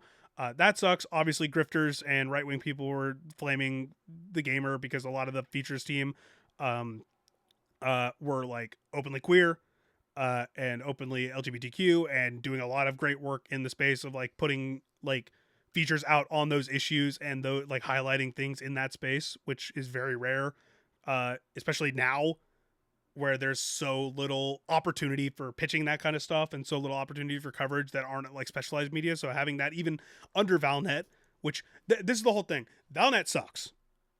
I'm like 90% sure I was already on the blacklist. I'm going to be on the blacklist after this anyways. So, I probably am too after the couple times where I've expressed interest in a job and then they send me the rates and then I just didn't reply to yeah, them because I was just so insulted. yeah, it's bad. So this Valnet sucks, but a lot of these places suck. Like I was getting paid very badly at Esports Illustrated or ESI, and that like depending on the rate. So their rates were better than Valnet, but only for certain parts of the work. But they were still like it was still not great. So, but there's so few opportunities to get the work and get the stuff out on publications that matter that sometimes you take the hit. Like people will take the hit of working for these companies as long as they can get their work out and get the things that they want to work on out. Like we've had this conversation before. It's like I was okay doing some of the slop at Dot because when it mattered, I knew I could go to Rachel or Kevin or whoever was in charge and be like, hey, I would like to continue working on the FGC, even though we made it eventually it was a joke that, hey, the FGC doesn't get any views. It's like, cool, I'm going to do the other work so I can continue covering the FGC for Dot Esports because it matters. Or like, Dota would do well, but it's like, it didn't do as well as Pokemon. And they were always like, can you just do more Pokemon? I was like, no, because it matters for those communities to have someone in the English speaking space at a non-specialist website covering this stuff and leading a team to cover this stuff and being a voice in those communities. So having that stripped away from like the LGBTQ community, like having these queer voices and like these open like voices taken away from an established place and they're not going to be replaced and the features are just going to disappear or be very few and far between now. Like that just sucks. And layoffs always suck, but like knowing that these people were sticking it out at a company that sucks and now they've not only lost their living, but like the industry has lost a positive voices, even though they're coming from a place that like a company or a publication owned by a company that is negative it is a big loss. Yeah. Like when I say like the rates that were offered to me when places like that would offer like weren't good enough for me, like they're also not good enough for anyone. Let me be clear. Like even if like you can't, if you're in a situation where you don't need to bring in a lot of money, it's still just paltry and it's still incredibly low. And if people who are managed to swing that, good for them. I'm happy for them. But yeah, it was like you said, they even though I may not vibe with Valnet the company, the people who do the work genuinely care because let's be clear, you have to care if you're still working in games media. There's no other reason you're here. You're definitely not here for the money. You're definitely not here for for the quality of work, and for people to respect your time, and for a healthy work life balance. You are here because you love games and you love doing what you do. So uh, I hate seeing layoffs every time I see it, because it's generally it's people who are working hard, who are definitely not being paid enough already, and then whatever they had left just got taken away from them. I mean, we're already I hate it. we're losing so many people in the the 1200 figure is probably like counting a bunch of people that worked at like obviously the specialist sites might even include like some tech sites and stuff, but that doesn't matter. They're still in the industry. Like, but we are slowly getting to the point where it's like I don't know what I'm going to do next in the industry. I'll probably stick around just doing casual stuff and like obviously the pod with Mhm. you, but like I've already heard people like friends be like, "Hey, are you going to any previews?" Or "Hey, like am I going to get to see you at like any gaming events?" Or like "Are you going to go to the game awards?" Or anything like that. I'm like I wasn't like I haven't gone to the game awards in person to begin with, but like people are starting to have those conversations, and there's an increasing number of people that have been around in the space and they're names that you would know. Like obviously I don't think I'm a name a lot of people would know outside of like the esports space, and even then Mhm. like I was like that for where we come from, we're like niche in terms of like a lot Mhm. of what we did. Like we're somewhat known in our communities, Right. especially to like people that are in those communities. But like we're not like wider gamer. Like if Andy Robinson stopped going to events, people would care a lot more. If like some of the content creators Yes. that are in like the journalistic, quote unquote, journalistic space, and that's a conversation we could have later. Like what counts a content creator as that still is in like the games media journalism slash space, Mhm. like that is both of those, because there's a difference between some of the content creators that go to these previews versus like these content creator groups like a Kind of Funny or a MinMax that are made up of some former games journalists that still go to these and cover them similarly to how games journalists were, even though they're content creators. Like that's a whole other conversation. But Right. if I'm not going to be able to go to previews a lot, especially if I don't have an outlet, because a lot of these places, especially the bigger ones, like I've been told straight up that like a lot of these bigger places only invite people from outlets that either have a name that matters to what the game is being pushed, or that have access to like a Metacritic ranking, like have access to being published on Metacritic, because that is such a unanimous way, or like such a universal way to be like hey, if you're a Japanese company, you still know what Metacritic is because it matters.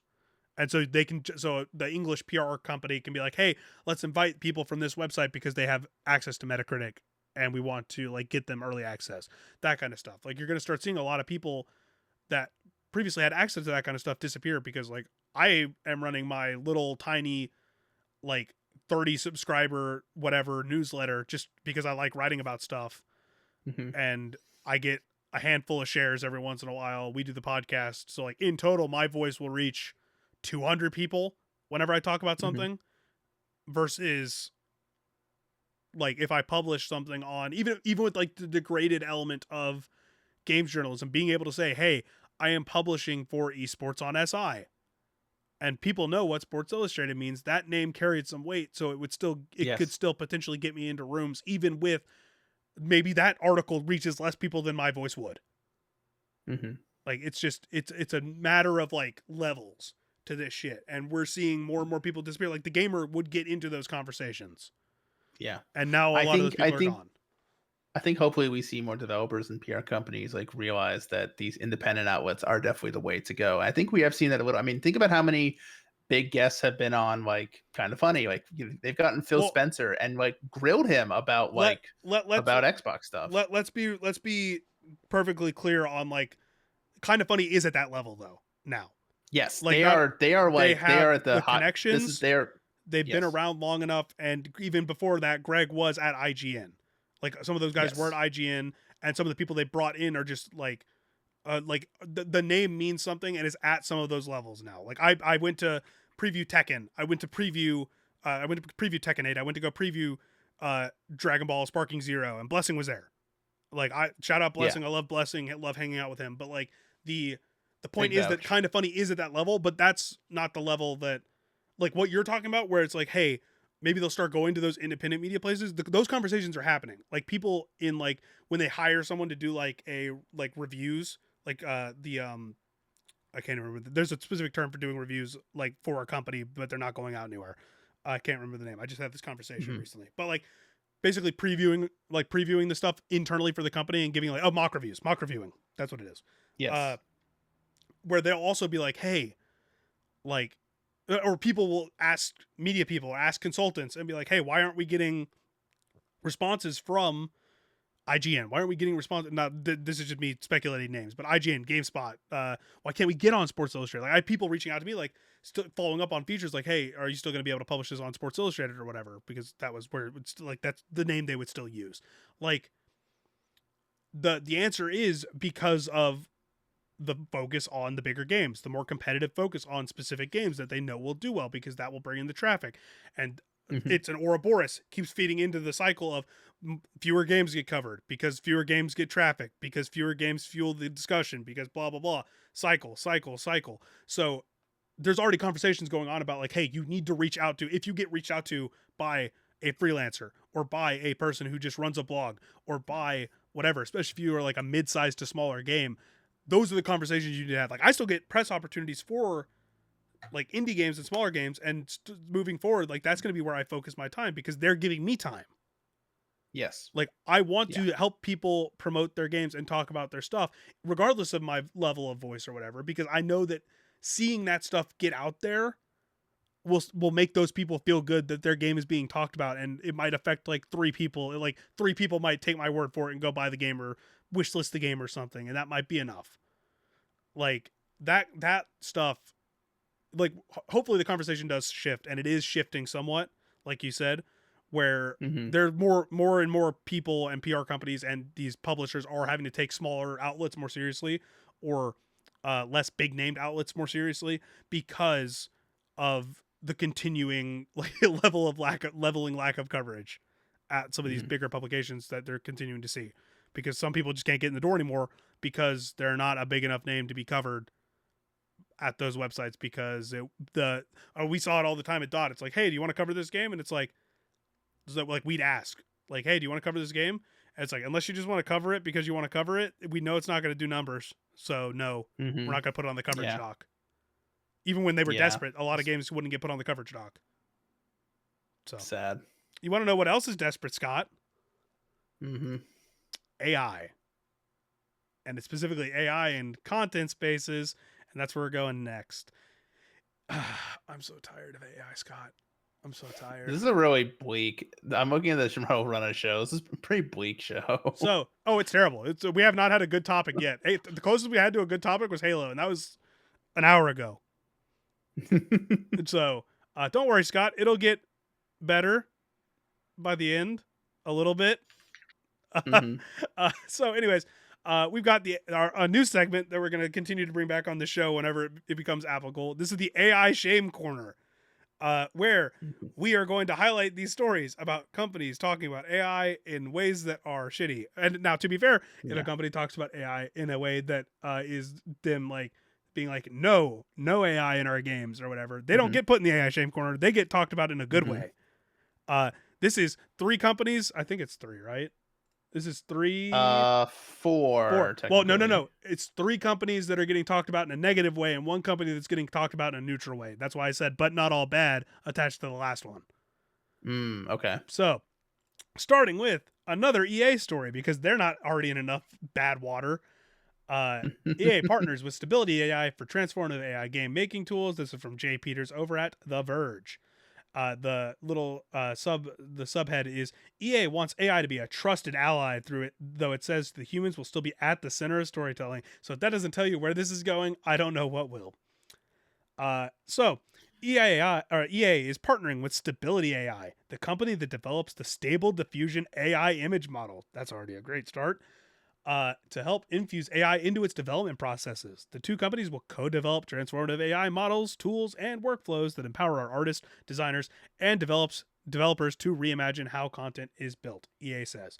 The company says that humans will still be at the center of storytelling, but we're evolving how we work so that AI becomes a trusted ally, supporting faster iteration, expanding creative possibilities, accelerating workflows, and allowing more time to focus on what matters most, building world-class games and experiences that entertain massive online communities. AI adds that AI can draft, generate, and analyze, but it can't imagine, emphasize, or dream. That's the work of EA's extraordinary artists, designers, developers, storytellers, and innovators, end quote. I'm not going to read whatever Andrew Wilson says after this. I'm going to cut it there. I don't need to hear what that man has to say about anything again, especially when he said that stuff during the merger talk, or when the merger or the acquisition was announced, when he knows that a bunch of those people that he's congratulating are going to get laid off. So Yeah. he can just not be included in this. But basically what this tells me, Scott, is the future that we were all worried about in terms of like a bunch of these big companies seeing AI as a way to. So again, generative AI, bad.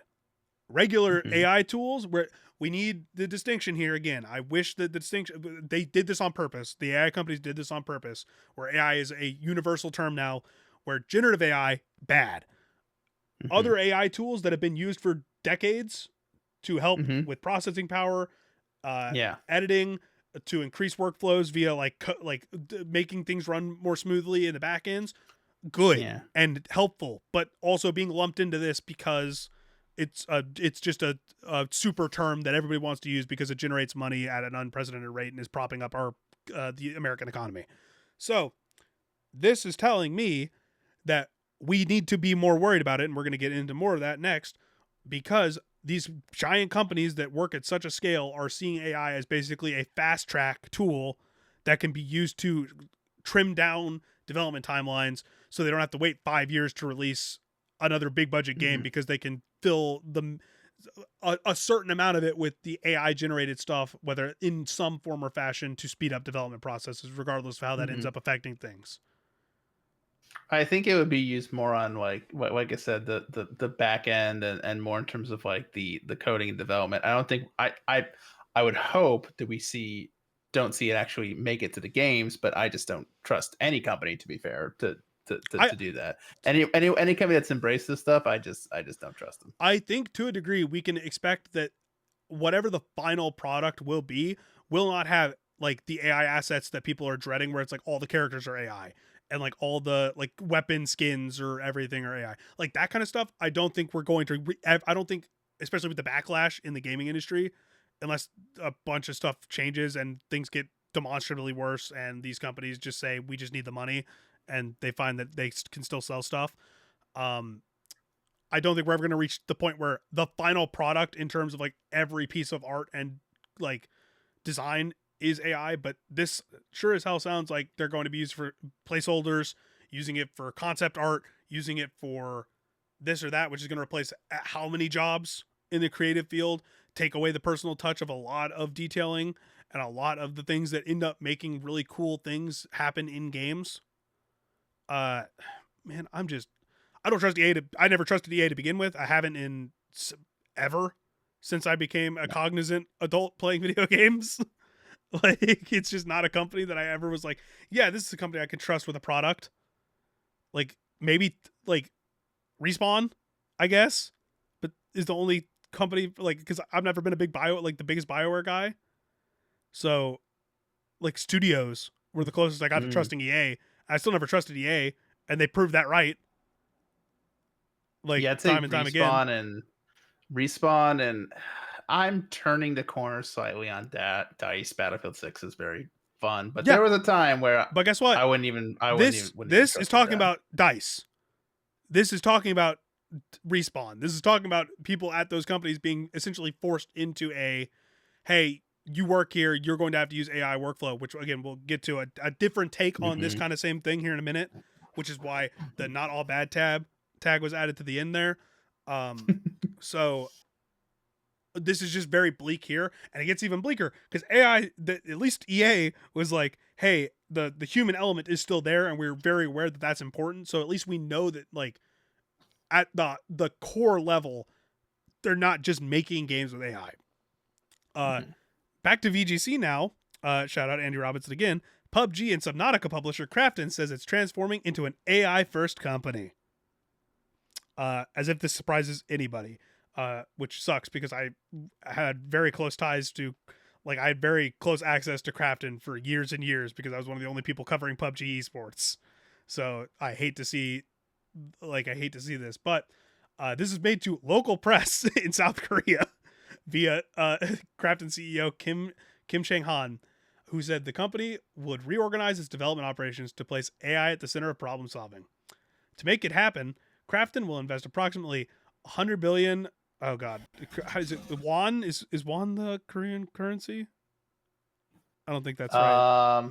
But just give it the USD Yeah, valuation. 69.5 million USD to build GPU cluster to support multi-stage tasks requiring sophisticated reasoning and iterative planning and serve as the foundation for accelerating the implementation of agentic AI. I don't know if I've ever heard that word. Yeah. Agentic AI. That seems like a word that they're just trying to use to hide stuff. Agentic, something that is capable of. Oh, this sounds great. It describes something that's capable of acting independently and proactively to achieve a goal. Oh, great! Yeah, the Terminators are making our games. Yeah, so we called it that. They were using it to hide it. They were hiding at. Krafton will invest another 20.8 million USD annually starting in 2026 to actively support its employees in directly utilizing and applying various AI tools to their work. The company will also restructure its HR system and organizational operations around AI. So here, you ready for the quotes? That wasn't even the quotes. The only part that was quoted was the agentic part. So starting today, Kraft will automate work centered around AI, fully implementing an AI-centered management system where members focus on creative activities and complex problem solving, said Chung Han via this. So this is via machine translation, so there might be a little bit of error here. We will leap forward. No, AI is perfect. What do you mean? Well, according to hey, if he doesn't want to be mistranslated by machine translation, he shouldn't be trusting AI. So, we will leap forward as a company that promotes the growth of members and expands the organization's areas of challenges through AI.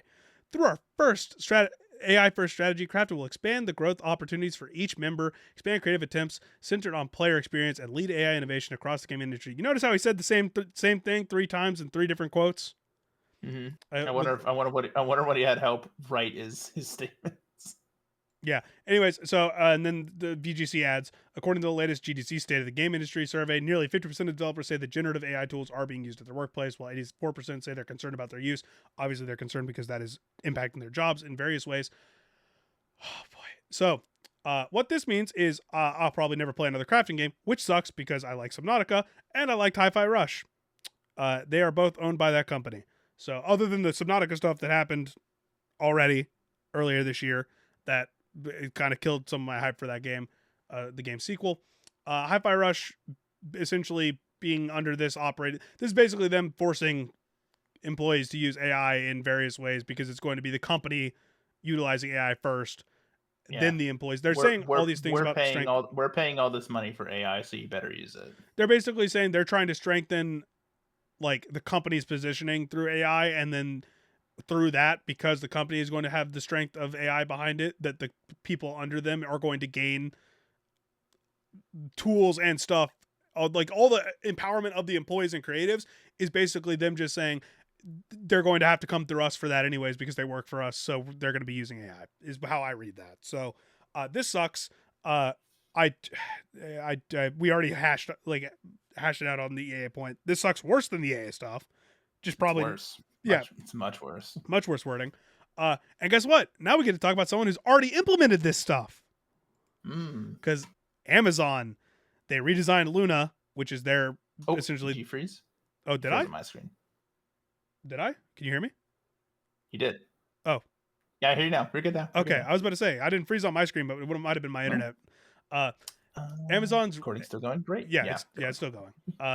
Amazon's redesigned Luna launches with Game Night, its party library with AI Snoop Dogg courtroom game. So, another reason that Snoop Dogg is like rocketing down my list of people that I care about. He was pretty high. Yeah, he was up there for a while. And then the last like year has just been like, woo, bomb. Anyways, so for reference, if you don't know what Luna is, it's basically Amazon's cloud gaming service, which is now usable through Prime. So if you don't have to pay an extra fee, you just get access to like a lot of Luna games through Luna through Prime, which is their cloud gaming service. So if you have Prime, you can use Luna, and it's a pretty good service. I tested it for a while back when we were still at Dot. I did some articles on it and did some testing. It was pretty good in terms of like what cloud gaming, especially in my area of the country, can be. and they have a pretty decent library. Depending on like, you can also like subscribe to different tiers to get different games, or just buy games through it. So if that is something you're interested in, that is an option. I'd still rather you go support the developers through a company that's not Amazon. But they essentially bundled Amazon Prime Gaming and like most of their gaming vertical into Luna to kind of like push the brand more. So if you're on Twitch, you're going to see a lot more Luna branding, just because like the Prime subs and stuff haven't gone away, but Amazon Prime Gaming has now become Amazon Luna Gaming, or whatever they're calling the brand. So they're trying to bundle it all together to make it more obvious that you can play games on Luna, you can access the store through Luna, all this stuff. But they launched a catalog of like game night games that are like party games or like multiplayer things through this game night thing that is available directly through Amazon Prime. And it's got 29 games, including a custom game.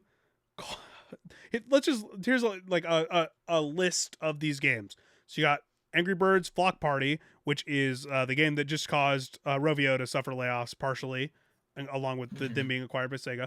Are You Smarter Than a Fifth Grader? Big Helmet Heroes, Bonkies, Battleship, Clue. No, sorry, not Battleship. Bullshit. Oh, Bullship. Excuse me, I misspelled. Flappy Golf Party, Garfield Kart 2, All You Can Drift, Inverses, some of the Jackbox games, Tetris Effect Connected, which Tetris Effect, awesome game, Ultimate Chicken Horse. So there's some good games on here. But they also have Courtroom Chaos, starring Snoop Dogg, which features. So this is this is developed directly by Amazon along with some of those other games. The game is described as a human-built, AI-powered improv courtroom game where players invent outrageous characters, spin wild stories, and do whatever it takes to defend their testimonies before Judge Snoop Dogg. If you ever see like those like AI like people that you can like talk to, and they're they're always like doing like the NPC like bobbing, and then like you say something, and then like they're motionless when you say it, and then they respond. I would assume it's pretty much just that, except it's Snoop Dogg. Yeah. I just wanted to include that because I wanted to talk a little bit about the Luna thing, just in case people needed a heads up about that. But also, it's already happening. Like, we already saw Darth Vader AI, like the AI in Fortnite that was unhinged for an hour and a half, 2 hours before it got fixed. They had to turn it off. Yeah, exactly. Turn it off, I thought, right? Yeah. It's going to be more of that. It's going to be more of that. These companies don't care.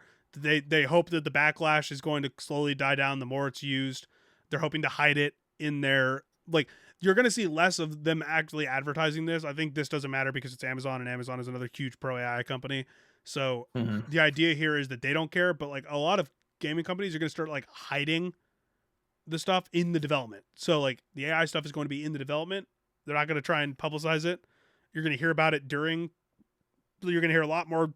Probably you're going to hear a lot of employees speak to journalists, if journalism still exists, as we talked about earlier. But it's going to be like a lot more like off the record discussions with journalists and people coming forward talking about the actual usage of AI. Like the journalists that are still around are going to start. Uh-oh. We're back. Okay, I was about to say it might just be your end of Discord because I'm not getting any pause on you. But it shouldn't have anything open though, shouldn't have. Wait, check. But I think we're good. Keep going. Yeah, it might just be jumping around. But the idea here is that like some games journalists that are still at publications, like I know Ethan Gach at Kotaku does a lot of this, like asking around like when big stories pop up, like, hey, if you want to talk about it, reach out.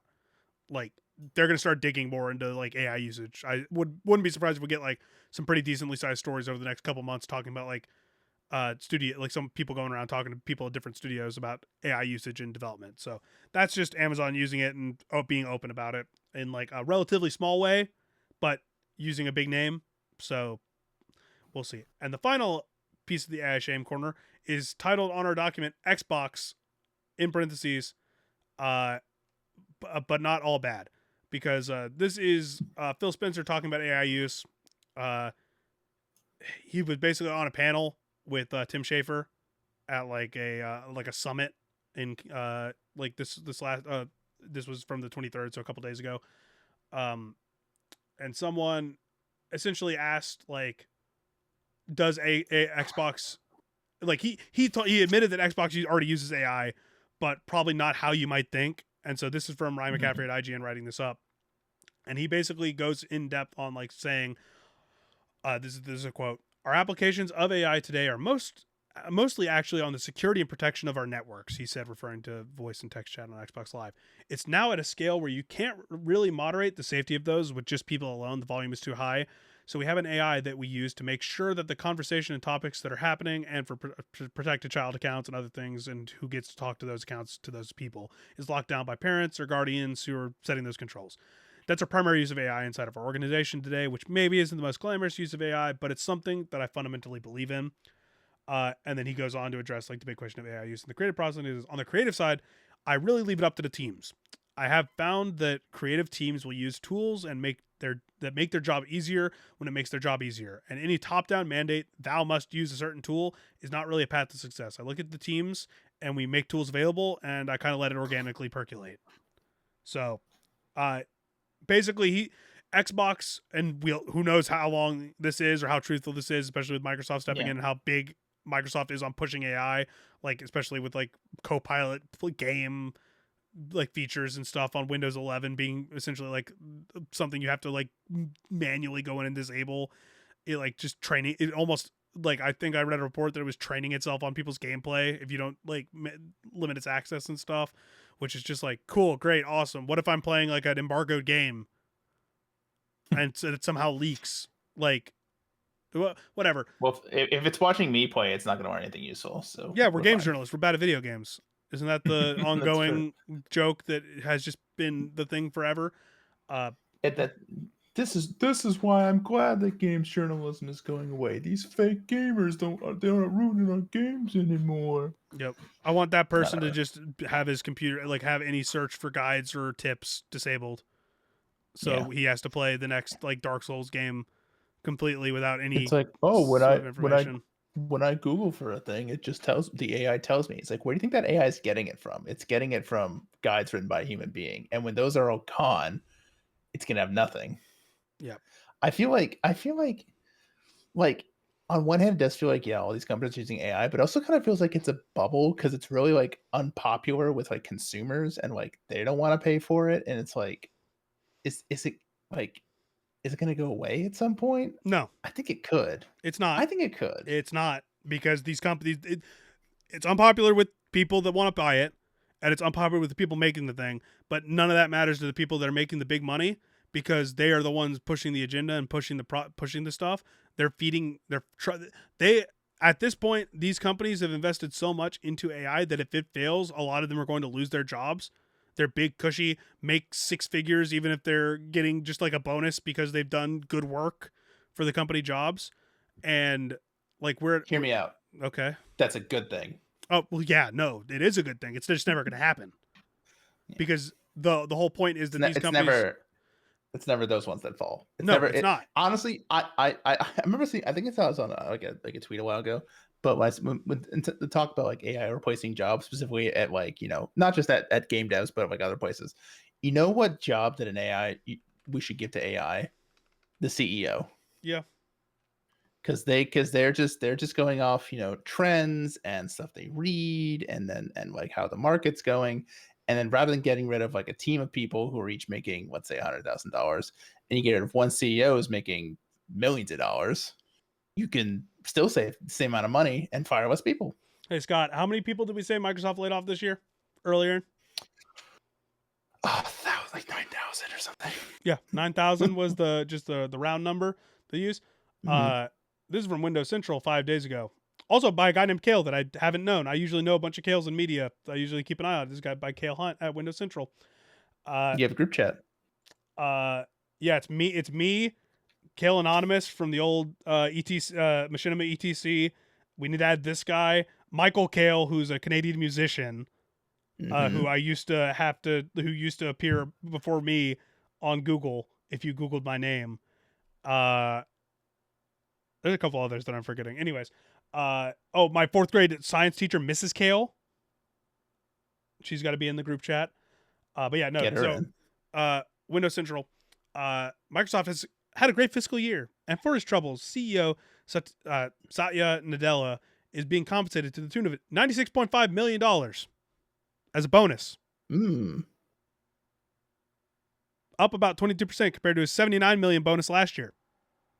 It's a lot of money. You know how many jobs that could have saved? A lot. All of them. Yeah. For probably multiple years. Anyways, so big business sucks. Microsoft sucks. They need to get their stuff together in that regard. You know what else sucks? We already talked about how much Amazon sucks in one way. You want to talk about how Amazon sucks in another way? If we have to. Well, Scott. Oh. Yes, hey Scott. This is very good. Very good. Scott, look, I gotta get better at my transitions. Scott, we're This is a good podcasters one. now. We gotta do this. We gotta Yeah. get better at it. Yes, fine. But We yeah. have to. So if you missed all the TwitchCon stuff, oh boy, there's a lot of stuff that went wrong at TwitchCon. I'll briefly mention that we're not going to talk about it a lot here, but there was like other issues with meet and greets. I know some of them got cut off early. Some of them got, I think some stuff just got canceled or moved around entirely. And then there's a huge issue with like VTubers. I know Iron Mouse and a couple other like huge YouTubers or VTubers had meet and greets and like panels and stuff at the event. And typically when those happen, fans can give gifts to the convention staff, who will then work with the managers and or the people that work with the VTubers to then get those things shipped to the VTuber, as long as like once they're like checked and everything. Apparently the TwitchCon staff or whoever was staffing the convention hall just threw it all out. And that was across the board for the majority, if not all, of the VTubers that were directly hosting things through the event staff. So that's fun. But the big thing was the situation with Imaru and basically her getting assaulted by a fan directly at the event.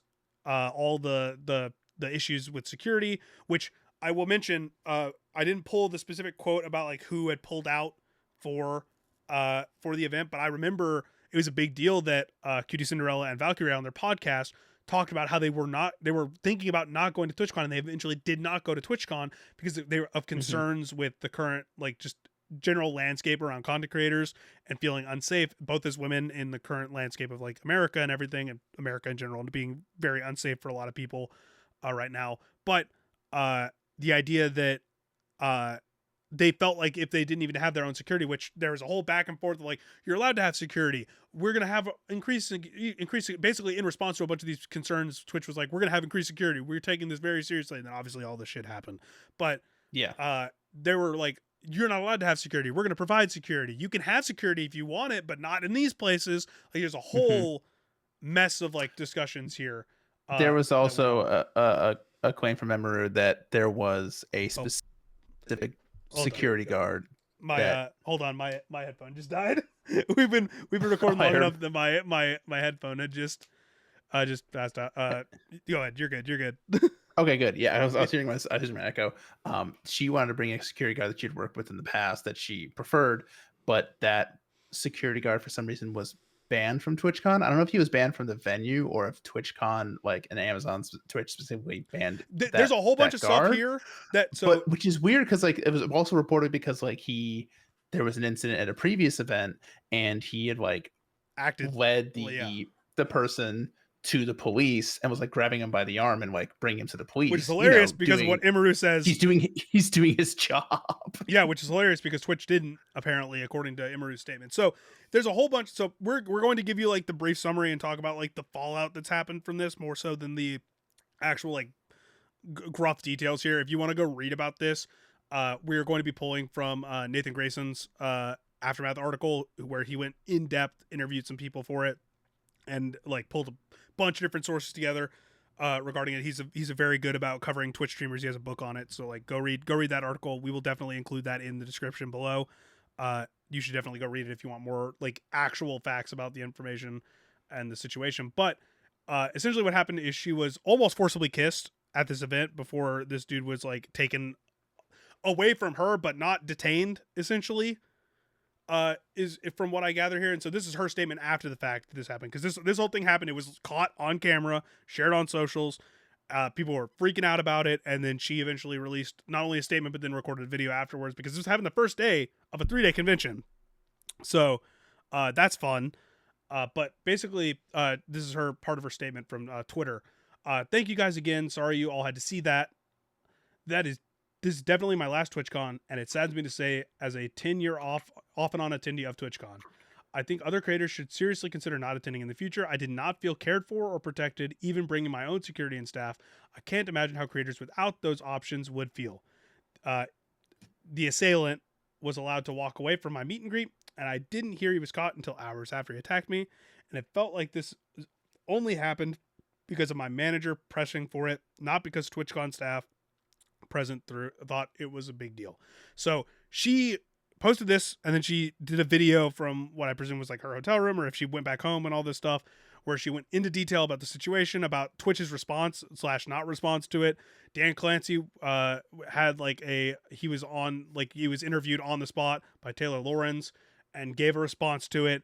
Twitch said one thing, and then they backtracked and said another thing. A bunch of creators spoke up about it. Obviously the big fallout of all this other shit that's happened with like the VTubers and all the IRL streamers basically harassing people in and out, which we will touch on in a second. But long story short, Twitch basically like let this guy walk for a little bit until they were pressured, it sounds like.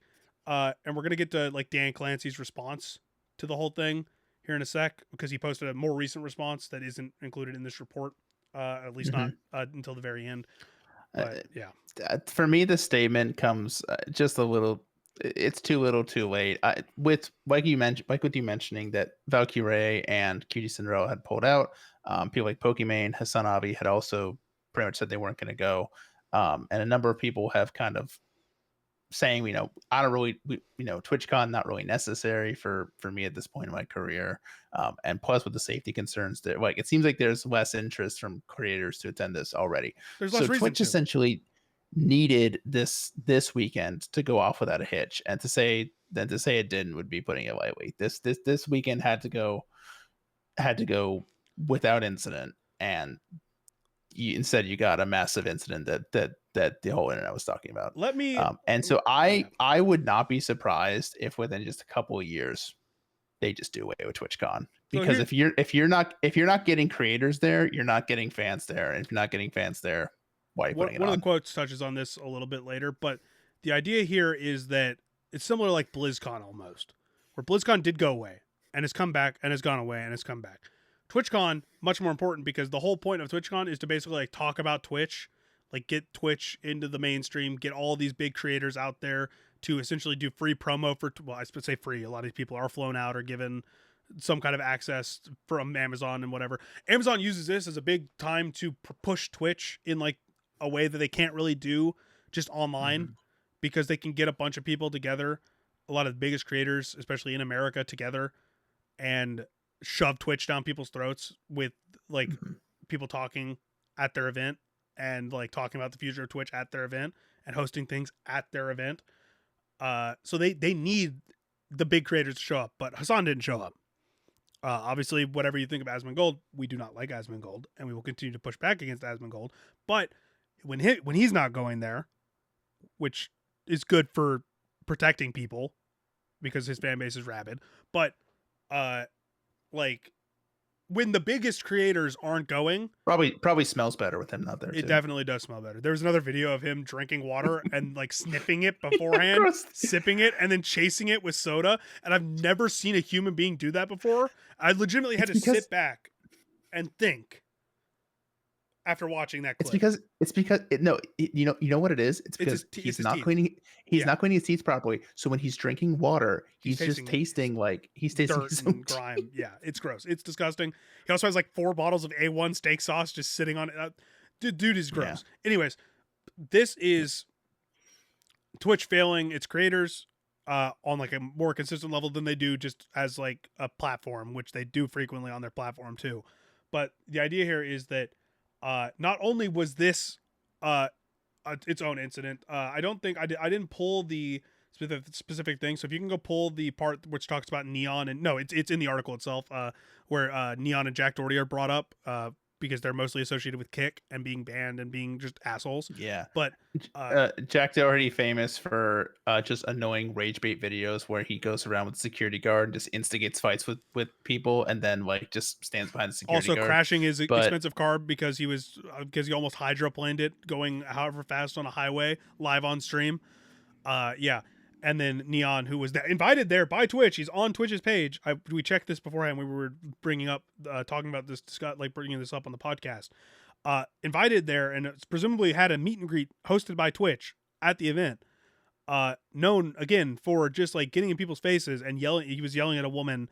He called the woman pretty on stream or whatever, and the streamer was basically like, "Wow, I love being objectified." And then he just started screaming at her because he invited her to a party, and she like sassed him back, like.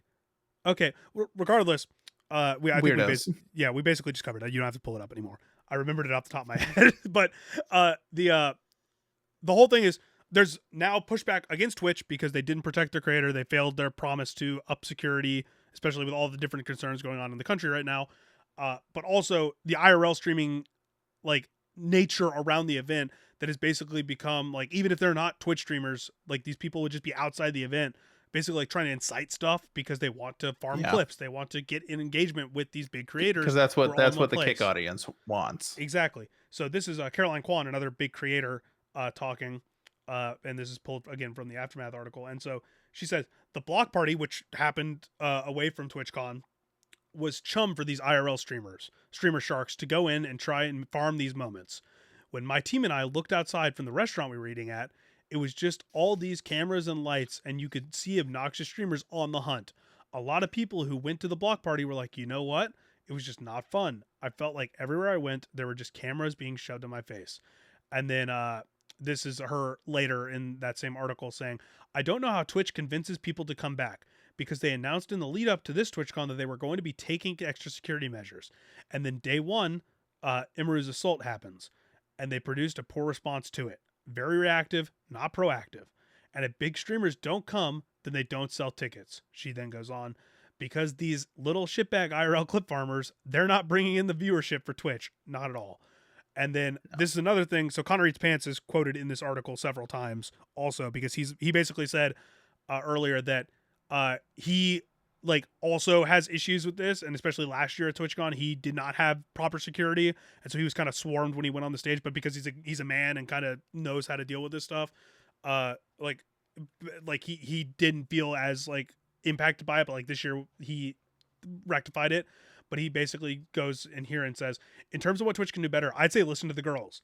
They've been expressing stuff like this since I began attending TwitchCon years ago. Amy's had these issues everywhere she goes, and the last place she should have to worry about that is TwitchCon. This article, which great job by Nathan, details so many issues that have been brought up like from previous events and this event. Like again, go read this article on Aftermath. It is a very like I joked about it on stream that it was surprised that Nathan had already covered it or Aftermath hadn't covered the TwitchCon stuff because they're pretty frequently covering like some streamer stuff. And then like a couple hours later, Nathan posted this. So this is a very good detailing of like just the overall feel around this, including like talk from like Jake and Bake, who's an IRL streamer who's been around forever, talking about like what his thoughts on like the IRL element and how controversial that's been. A bunch of bigger creators like Con Carnage talking about how they want to try and get Twitch or a new platform like Twitch, which is never going to happen. Again, YouTube, Twitch, market share, people have tried. You're not going to go to Kick. So trying to get the focus put back on gaming rather than IRL stuff, because it feels like Twitch has shifted the narrative towards IRL a lot, and all these other things to try and compete more with the YouTube crowd a little bit. So it's a pain. This sucks. There's also this whole if you want to, let's wrap up the TwitchCon stuff and then we'll talk about the other Imaru bit, so you can bring it up. But like, basically, this all sucks. And TwitchCon is terrible. TwitchCon. Yeah, I agree. I agree with Connor's point about like you should be listening to the girls, listen to the women, because they are the ones who are almost always, not even almost always, they are always more on the receiving end of abuse and harassment. I mean, just earlier this year, Valkyrie Racina and Emmy were all at like the Santa Monica Pier, and some guy like people were like stalked them and like threatened them and like charged at them a little bit. It was really weird and like scary situation. And then like a lot of people brought up in the wake of this Emmy stuff, the story of Christina Grimmie, a young popular singer who was killed by a fan Oh, who there was just another walked up Japanese to her streamer at who a was killed restaurant. earlier this year. Yeah, and it's just and a lot of the I know like Cutie and Valkyrie, them saying they weren't going to do TwitchCon came right after the Charlie Kirk assassination. Yep. And so there's just so much more, for good reason, concern about going to publicized events like this and going out in public, especially where lots of people are there and they know where you are, and it just needs to be better. And I'm like, I think Emmy said something along the lines of like, I'm not going to go to more conventions. I'm probably just going to stream from home and just do that for a long time. And it's for the time being, there's no one in the world who could blame her. Like, why on earth would you especially Caroline, after the years she's had, and I sit there there's multiple events, but Caroline, I think, was the one who said her manager called her and said, "Hey, if you don't want to do your meet and greet anymore, like any of your other like planned things, I totally understand. We can pull out." Like after the Emmy stuff, like right. So like people are cognizant of this, and it's going to have an impact. Whether like TwitchCon next year is not going to have nearly the attendance of big creators, especially women. Like regardless of what Twitch does. I think this will be gone in a matter of years. I think TwitchCon will stick around, especially like TwitchCon, like in some fashion. It'll be more of like an industry business industry event as opposed to like a meetup for fans and creators. Well, yeah, that's not what Amazon wants. I mean, I just think it'll be. I think it'll be even less of like. This is another thing I think we differ on, because I think Amazon's still going to try and push it through, just money. They're just going to try and push it through because they see it as too big of a mouthpiece for promoting Twitch in like a bigger way than they can normally. But we'll see. Let's see when they announce news about the next wave of things.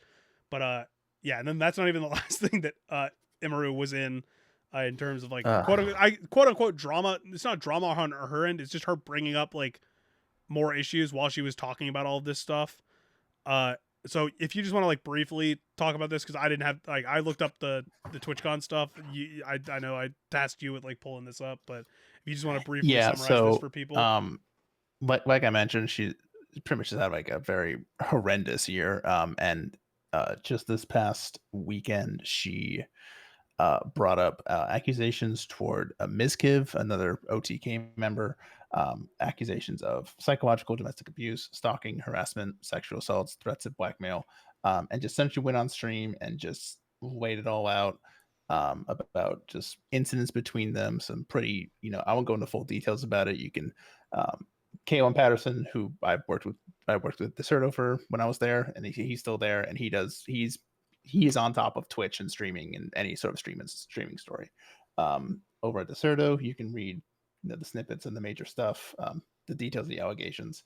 And then Mizkiv came up with his response, where he like tried to deflect some of it, tried to take accountability for some of it, but like it just came across really weird, especially because he was like, if any streamer wants to, come after me, I've got dirt on them and we'll all go down together. And it's like, okay, that's not that, this kind of speaks to the kind of person that he is. So, yeah, it's just, and so like, this was just a big talking point throughout the internet. And it's just, man, there's really not a lot of good people at OTK, is there? Is he even still, was he even still with OTK? I know he was like one of the original OTK. Look, OTK has gone through so many changes since like that original lineup was like announced. Like some people, like I think Schlatt was a co-owner and he's not even there anymore, or something. Okay, so I haven't looked into OTK in forever. It was formed October 11, 2020 by Asmongold, Mizkiv, S-Fand, he seems cool, or at least not problematic. Rich Campbell. And Tips Out, and I don't know who that is, so I don't know. He's like there. He was like the media person. He was like there, like yeah. Yeah, I don't know. Schlatt came on later. Imaru was there. I think Avali is there now as like a media person. Avi was there as like she hosts because they do their. She's like their present. It's a whole thing. They do a bunch of stuff more than just content creation now, and I don't know the lineup there anymore, so I don't know if Mizkiv is even. Like I think, okay, it says that he left in 2020. 4. Yeah, like a bunch of people left like the last 2 but years. it says he's still a current. He might still be considered an owner. He but probably may still just has not some be, kind of like, equity because it's a company. Like I'm sure, Okay. but like the whole. Let's look at their. Let's see what their website says. Okay. I'm just curious at this point. There's a whole mythic Okay. talent thing going on right now too, which is another like venture from like Okay. similar-ish people that is like a bunch of Okay. people are getting left around from that. They have 6 creators on The their website. creator page. Okay. Emmy, Esfand, Extra Emily, Nick or NMP Low, Soda Poppin, and Sear. Okay, so some of the older like people that have been there for a while, but also a couple. Yeah. Okay. Regardless, But yeah, I don't care much about like I don't keep up with like streamer drama unless I have to a lot of the time because like this is the same thing with sports people. Like you can be a fan of a creator just the same as you can be a fan of a sports person. You don't know that person. You like and we're going to get into talking about like this this like, oh, this streamer is my friend, or oh, I know this streamer, or I know this creator, kind of like mentality here in a second with the story that is adjacent to this, and I wanted to bring up anyways. I was going to bring up anyways, but it's a good like jumping off point to the next topic too. Is like you don't know the creators. Like you could watch hundreds of hours of them, you could support them, and yes, that does give you like a level of like closeness to them, and you do know them better than like some people you'll meet just on like in your day-to-day life, or that you might have been friends with older friends that you haven't caught up with in a while. But that does not mean you're their friend. That does not entitle you to their attention or their like anything. It doesn't entitle you to anything. That just means that you're supporting them, you like what they do, and what you should take away from that is that you are a fan. Just like you're a fan of a sports team. That does not entitle you to ownership of the sports team or to get to go into the locker room of the sports like that sports team. It's the same kind of mentality you should have. You can be a big fan. That does not entitle you to anything, and you shouldn't act like it does. Which is a whole issue, and like behavior of like this has always been an issue with like since forever with like like celebrities and stuff.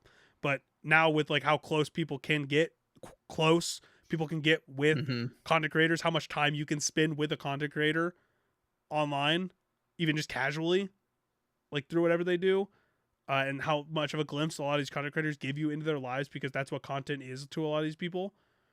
Like it's gotten so much worse over the last like decade, for online content creators specifically. And I think the important takeaway is that what you're seeing from these creators is what they are choosing to let you see. Like I said, sometimes you get like more of a glimpse into like sometimes you get a glimpse into who they really are, but mostly it's what they want you to see. You have to remember that they're treat them like a character more than like an actual. Well, that actually sounds bad if I say that. What I mean by that is like they're not treating you as a character. You're not treating them as a character, but what they're showing you isn't like necessarily one-to-one their day-to-day. That's not necessarily it's not necessarily the real person. It's kind of like wrestling, where it's like there is a real person there, and their person, and a lot of them, it's like their personality turned up to 11, and they are like a real person, but you have to remember that it's like you have to be able to separate reality from fiction. Okay, let's put it this way, Scott. I think and streaming the streaming world apparel individually, that's really hard for people. Let's put it this way for the viewers at home. So we're journalists. We don't do on-camera stuff that often unless we're getting on a camera for an interview or this podcast now.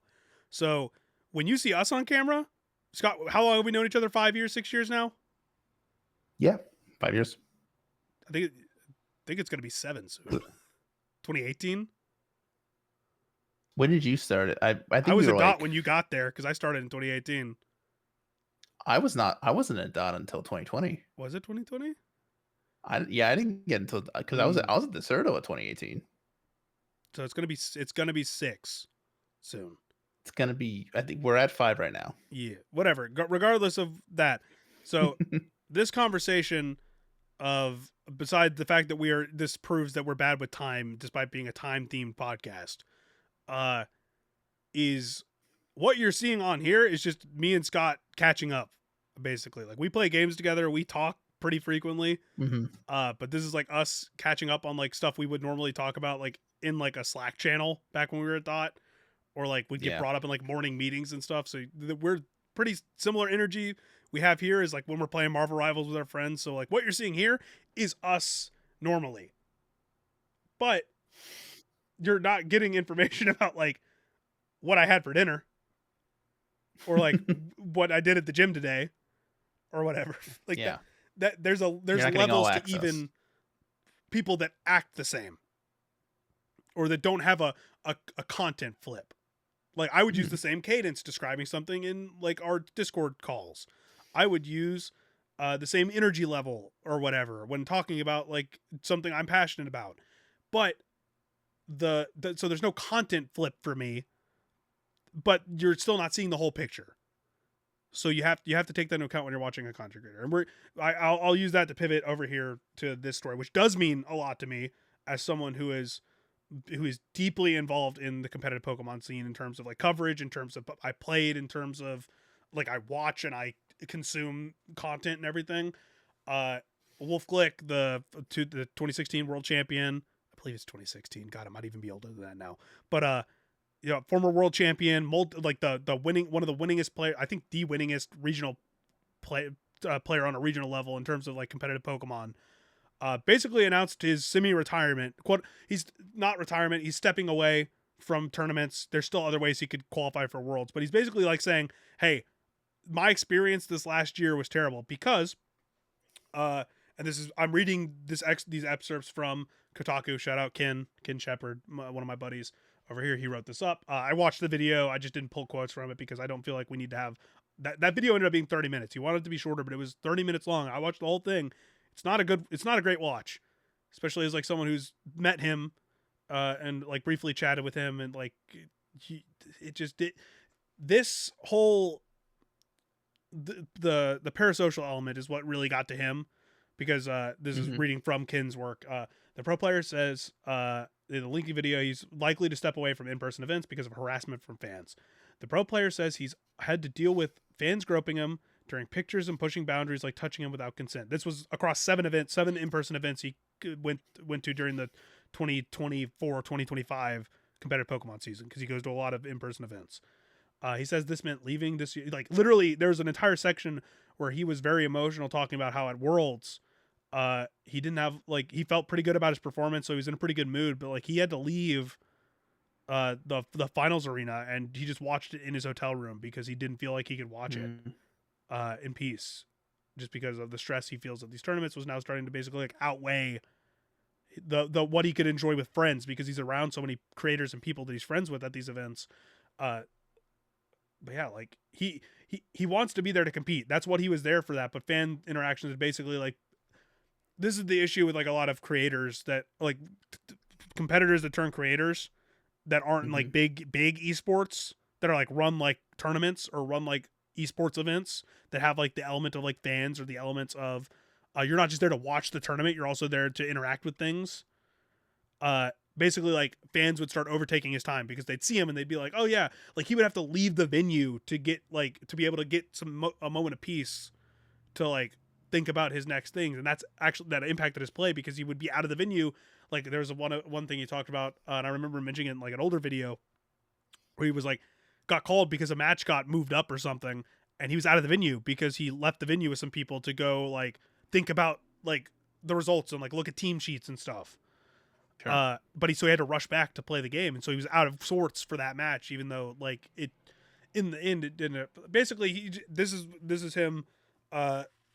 He does these big recap videos that basically like discuss the entire like tournament from like an outside perspective and giving his insight and his run and his team building and like the current meta and a whole bunch of stuff, and they become like these huge, monumental, like really awesome moments for VGC competition because you get to see what like the mentality of a top player from start to finish of these events while also giving insight into the general meta of things. So like even for people that don't watch VGC, those videos are huge because they're really well edited, really well written, really well produced. They're just awesome videos. He's not making one for Worlds this year. What would be his biggest video of the year, he's not making because he doesn't want to relive that event and all the bad memories that come with that event now. And this is a quote directly from him. Even if I do qualify for the World Championship this year, it is very likely I will not attend. It's going to depend on how the rest of the season and how the rest of these events go. But I will say is that I do not want to have another Worlds like the one I just had. I would rather not attend. I would rather not attend than take the risk, because I think that if I don't attend Worlds, there's a chance I could come back in the future. I think if I have one more Worlds like this one, I don't think I'm coming back. He goes deep into parasocial talks about like how in person and online he's been dealing with that. And he's not the kind of person that likes to deal with that kind of stuff. This is another quote from him. I guess what I'm trying to say is that I feel like I become more of a symbol and less of a person, which is exactly what we were talking about earlier. There's a lot of responsibility, and I'm very privileged to be in that position. But at the same time, I would like to be a person. Sometimes I would like to be Wolf, not Wolfie VGC. And this is another big point, and this shows the metric of how important it is. And this statement is, he's not streaming the new Pokemon game. The most lucrative time for Pokemon fans in terms of content creation, even a casual playthrough, he's playing off stream. He's gonna cut back on streaming, cutting back on social media. He's talking about even making less videos, just because of how dehumanizing this entire experience has been. And this is just another, like, I'm just gonna read these like last two quotes from him, and just like we'll open it up to discussion, because he basically just goes, "I always figured that if I stopped competing, it would be because competition stopped being fun for me. Like I lost the love of the game, or maybe I wasn't able to keep up with the new guard, and it was really hard for me to never win. The thing I'll say about this is positive, is that I'm still having fun. I still love competing, and I'm still having a blast. If I could just do the competitive part, the competition part of tournaments, and not everything else, that would be great for me, because it's still fun for me. I have motivation to try and fix things." He's still talking about, like, he's not cutting off fans. He doesn't want to cut off fans. He doesn't want to stop making content. He wants to keep doing that, and he still wants to be in the competitive scene in different ways. And even like he's open to doing like specific meet and greets and stuff. He's like, there's a point in the video where he says that the worst part of these events wasn't even the groping for him, which is insane. That someone is like, that wasn't even the worst part, was the sexual assault essentially of this. And then he goes, "I wish I could do more. I wish there was more of me to give. I really have tried for so hard for so many years to be the person people see me as the symbol, as this kind of unshakable bastion in the scene. But I'm only human, and I think pretending that I'm not is not doing me or you any favors." Like by the end of that video, I was just like, I had a rock in my stomach. Like he, like in person, like when I glanced at him interacting with a fan, and like the one time I got to talk to him, super nice dude. Comes off exactly as he does in content, in person, just like super open, super down to talk about, like, especially about like the event and stuff, and the Pokemon scene and stuff. He's just super casual, but like, these are people.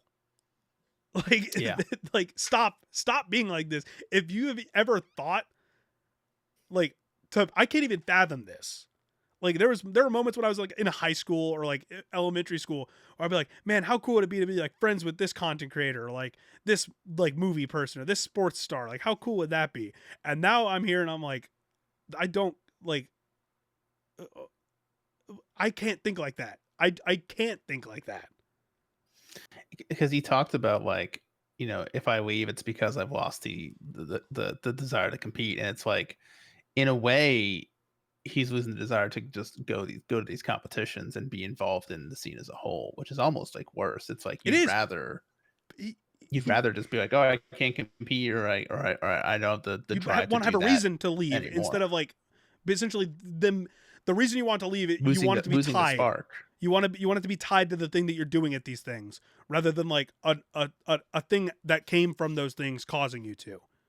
Like this is the opposite of like the esports pathline. You want to compete, and then you want to quote unquote retire and go do another thing like content creation or like casting or something.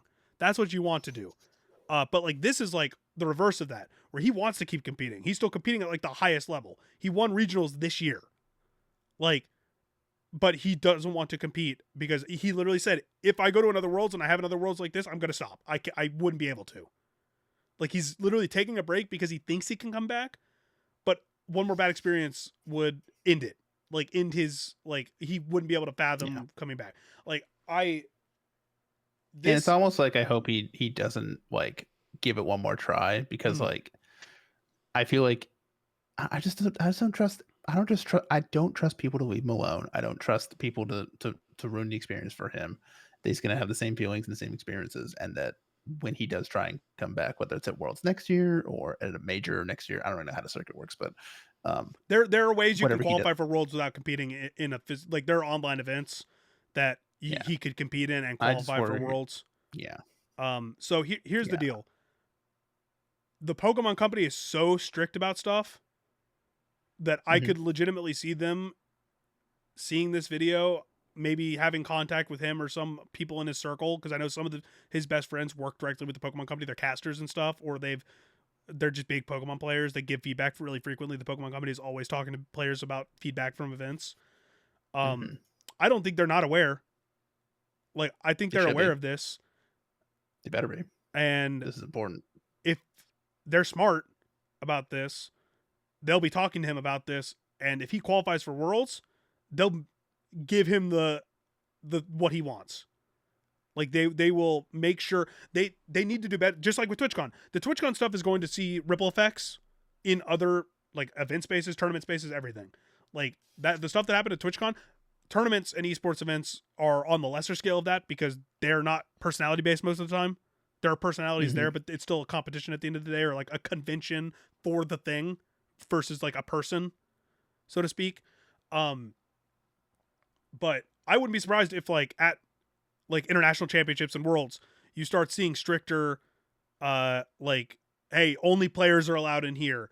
You have to like, top name players are gonna get like more escort to places. Maybe there's like more spaces in the convention center, the convention centers that they host that are going to be set aside just for specific players. Like, and that's going to be called out as like preferential treatment for like players. But at a certain point, preferential treatment isn't preferential because they want it to be like, hey, we're separating these players who are like big content creators or like they've won previous events or whatever.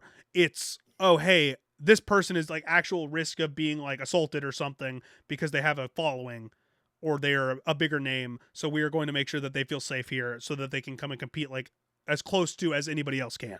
We want to make it, I think like, I would wager that is what they are going to do. This is going to be a priority, and I think the stuff we talked about that happened at TwitchCon is going to be a primary, coupled with Wolfie putting out this content.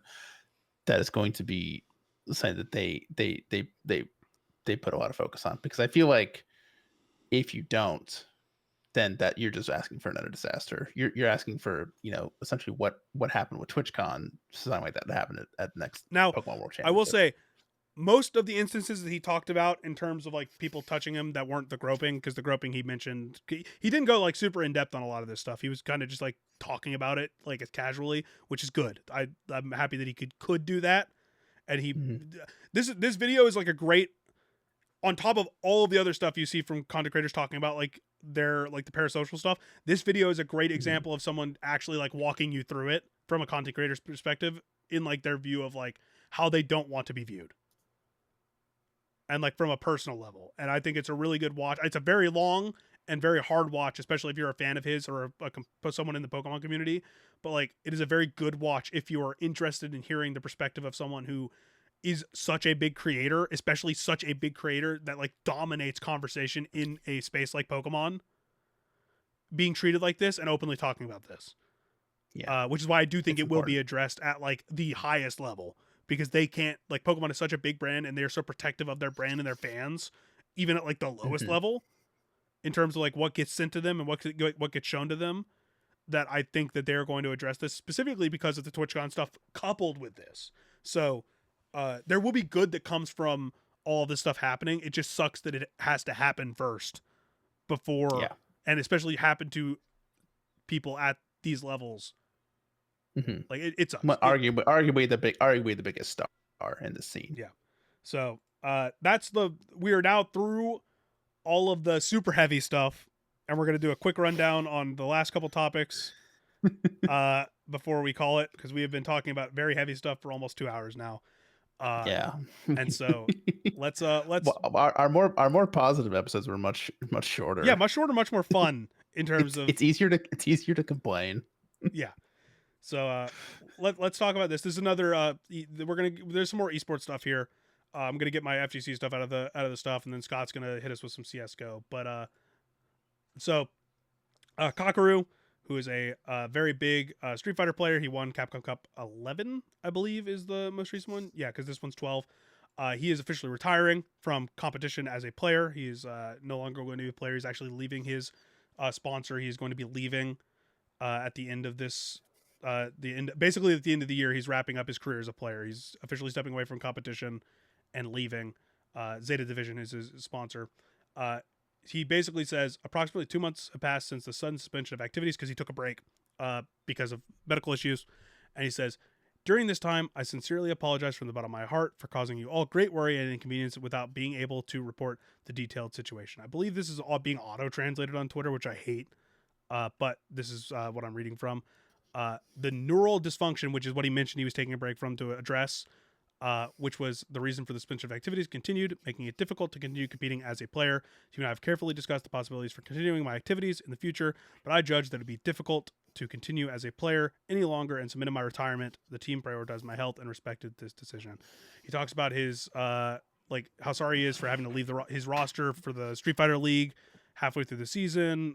Talks about, like, goes into detail about like talking about his career a little bit and his thoughts, supporting his teammates from the same sponsor, all that kind of stuff. He, like, this is an all-time like Street Fighter player. He obviously won the last Capcom Cup and has been a like a big picture person in the scene for forever. I mean, he's only, so like when I mentioned his age earlier, we were talking about like the ages or whatever. He's like at the very start of that like upper age for esports players. He's only 28.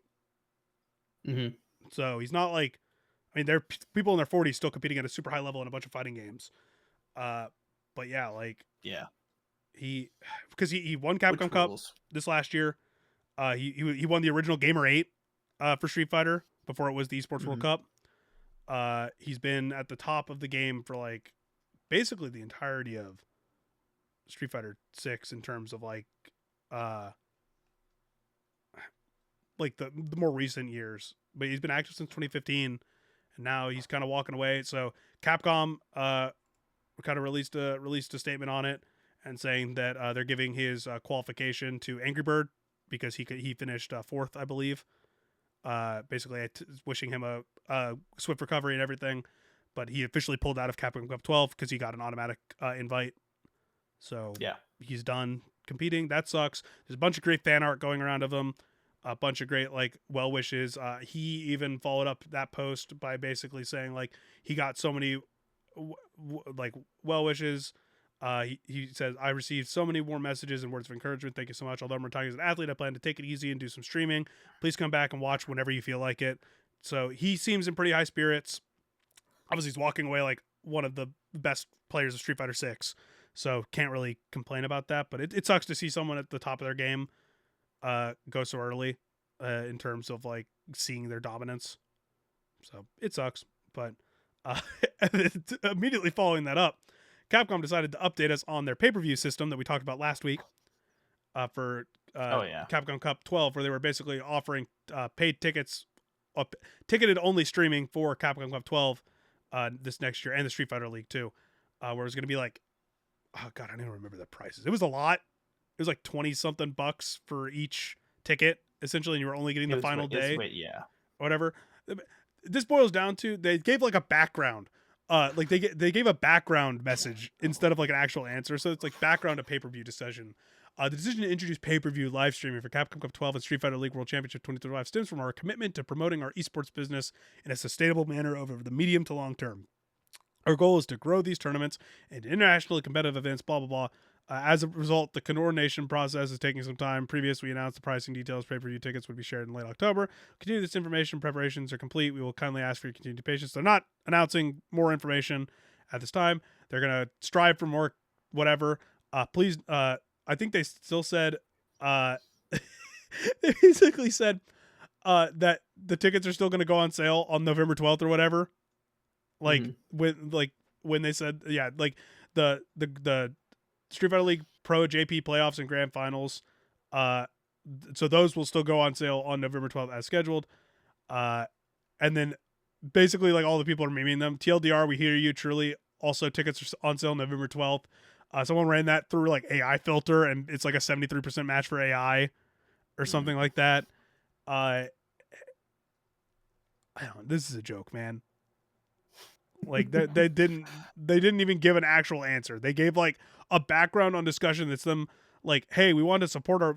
They literally put costume like competitive like Street Fighter League and like Capcom Cup costumes in Street Fighter 5, where the money would go to support the events. It's such a nothing answer. It's really disappointing. Yeah, so that's we touched on this last week. That trying to like, you can't do pay-per-views in esports. You can, but it's not. You can't do it like you can't do pay-per-view like AEW or like WWE or like these or like fights. You have to do them as a bonus. You have to give incentive like extra, like maybe have extra content or no ads or something, which you can't like. How are you going to sell that to advertisers as a big event? You can't do that. So like, basically you have to do what Overwatch League did, and we talked about this, where it's like, hey, we're gonna stream it for free, but like if you want to support the league, here's like some perks. You get emotes, you get like you get a badge on Twitch, give them access to like exclusive merch or something. I don't know. If you subscribe to the Twitch channel, partner with Twitch and do like a skin, like do an event skin that you subscribe on Twitch and do whatever, or sell a skin in the store just like you did in Street Fighter 5 because you've done it before. Like sell a skin in a map. You did it. You've done it before. Just do that. I don't know how successful that was or how much work that was. It's probably a lot of work, but like, do that. People will buy that to support things if you give them content for it, versus trying to limit the amount of people that can watch the thing by selling a ticket that hasn't existed for 30 plus years of Street Fighter, especially the 25 plus years where those finals have been streamed live online for free via mostly community people.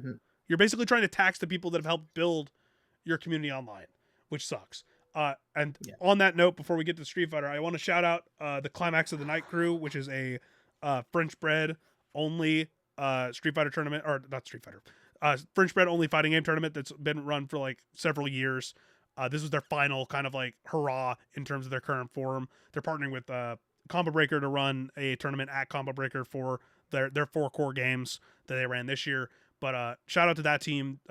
Climax of the Night, always a great event this time of year, with putting a focus on like Uni and all the French bread games that don't get a lot of big showcases at like some of these other events. So shout out to that team. Hope whatever you plan to announce next in your next form, and then also your Combo Breaker stuff goes really well. Shout out them. So, okay, Scott, your turn. Time to talk about a bunch of people losing money because they're stupid about investments. Yeah, I'll try and keep this short, like just how the market's been shorted. Just we also getting to the 2 hour 33-minute mark. Yep. So last week, Counter-Strike dropped an update. And they're like, oh look, everyone, retakes are back. Like everyone loves to like we go in, you just like you practice retaking a server. It's like 4v3. And it's like a fun mode that was in CSGO. You can play it through like third-party apps, and it's great. Everyone's like, oh yeah, great. Oh yeah. And everyone's like, yeah, oh yeah, we brought back retakes. You're welcome. By the way, you can trade up for knives now. Bye. And then I was like, what? And so what they did is they've added a feature where you can take 5 covert quality weapons, or also known as reds, because that's what the rarity color is. And you can trade them up, either 5 normal ones or 5 stat track ones, and you can trade them up for 1 exceedingly rare item from one of the collections that each of those items belongs to. So essentially, you could trade up 5 red items and get a knife. And previously, before this, the only way you can get a knife was by opening a case. So paying the $267 if you count tax or whatever to buy a key and open the case, and the very like small percent chance you get a knife. And that's why the extremely rare knives, not even just knives in general are rare, but even the rare knives were going for like thousands of dollars. Now that you can trade up for knives, the value of knives completely just fell. And the market cap, or the market value of total skins in circulation, dropped from like 6 billion to 3 billion. Just it's absurd. $3 billion worth of skin value, erased simply because Valve's like, oh yeah, Valve made it easier for people to get knives. It is slowly recovering now. That things are kind of like getting back to normal. They're stabilizing, but they're not. Yeah. What helped is that knives plummeted, but the reds, which you could trade up, and Yeah, then it's like a trade-off. Yeah. pinks, which you can trade up for reds, those started getting more valuable. So like I had like a pink AUG that was like $15, and then it's $30. The one knife that I owned went from $150 to $100. Yeah. And so I think there might be like a second fall though, because so originally when this happened, it was like, oh, you can trade it for knives, but the knives aren't tradable or they're not marketable. So it's like, okay, like knives will dip a little bit, but it's not like you can trade them or sell them. These new knives that you get, they're trade ups, so it's fine. It then was discovered that actually, yes, you can trade them, you can sell them on the market, but you have to wait like a week or so. So when it gets to be a week and these new knives that people have been trading up for now can go on the market, yeah, I think because it's essentially it's inflation. It's inflation. Once there's so much of something, then the value's going to go down. So I don't know why Valve did this other than like wanting to get people to have more knives, like trying to put more knives in the inventory. And the way I feel about this is kind of mixed. On one hand, for the people who have thousands of dollars in their inventory, or their inventories, who didn't see this coming, who didn't know Valve was going to do this, I feel bad for them. And I especially am curious if the people who are at Valve who knew this was coming, did they sell their skins? Because I feel like that's insider trading. Like, and it's thousands of dollars potentially that you could just be like, oh, well, these are going to dip drastically. Let me sell now before like the value shorted. And so that's where I am. Part of me is like, I feel bad for them because it's like, and we've been kind of laughing and joking around it, but like I genuinely think that there are people who have thousands of dollars invested in skins who are like lonely people who just exist online, know people through just Discord or like, and just don't, and like to them, like that's like a real serious thing and it's thousands of dollars and we know what serious financial woes can do to people. There are probably people who like genuinely considered suicide. Like, that's not a joke. Like that's like it's a real thing. That's definitely a real thing that's probably happened as a result of this. On the other hand, it's like if you chose to invest thousands of dollars into something that Valve could literally, if they wanted to, just turn off tomorrow, you're learning a lesson here. Like this isn't like stocks where or like an investment portfolio where like there's safeguards to shit like this.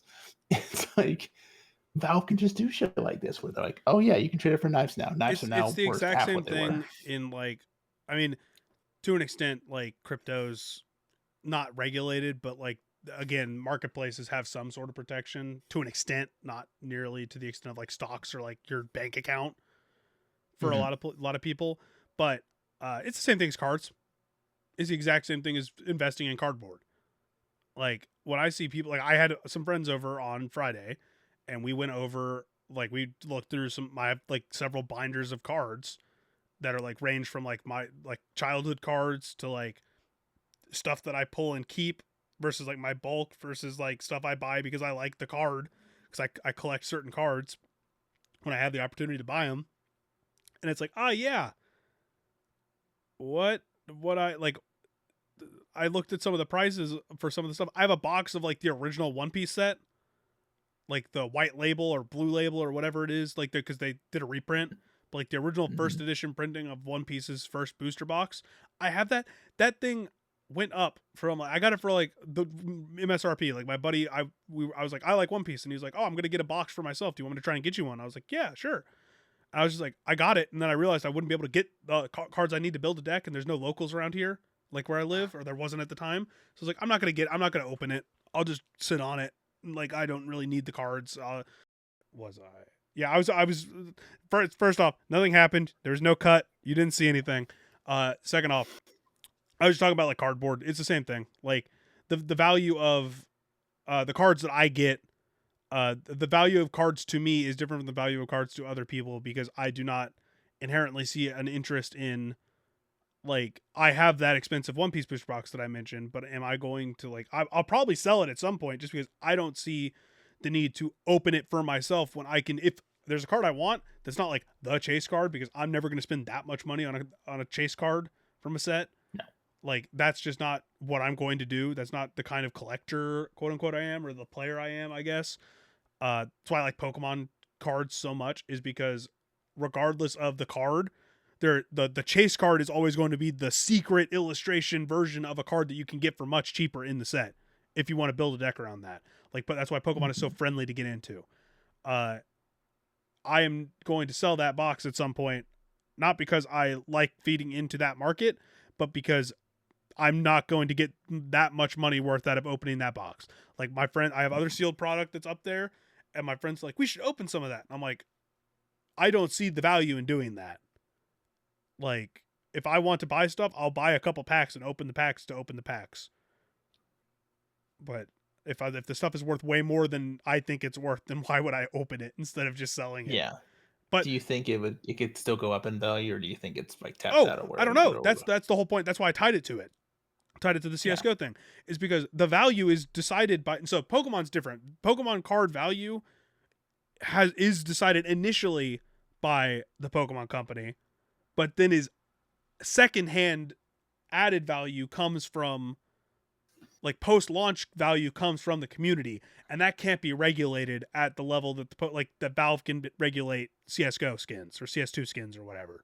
Mm-hmm. Like, Valve has direct control and can do that kind of update overnight, not ask any questions, not have any kind of production mishaps, not have anything. The Pokemon Company can issue reprints for sets, but they can only do that so many times before it becomes unfeasible for them to do it.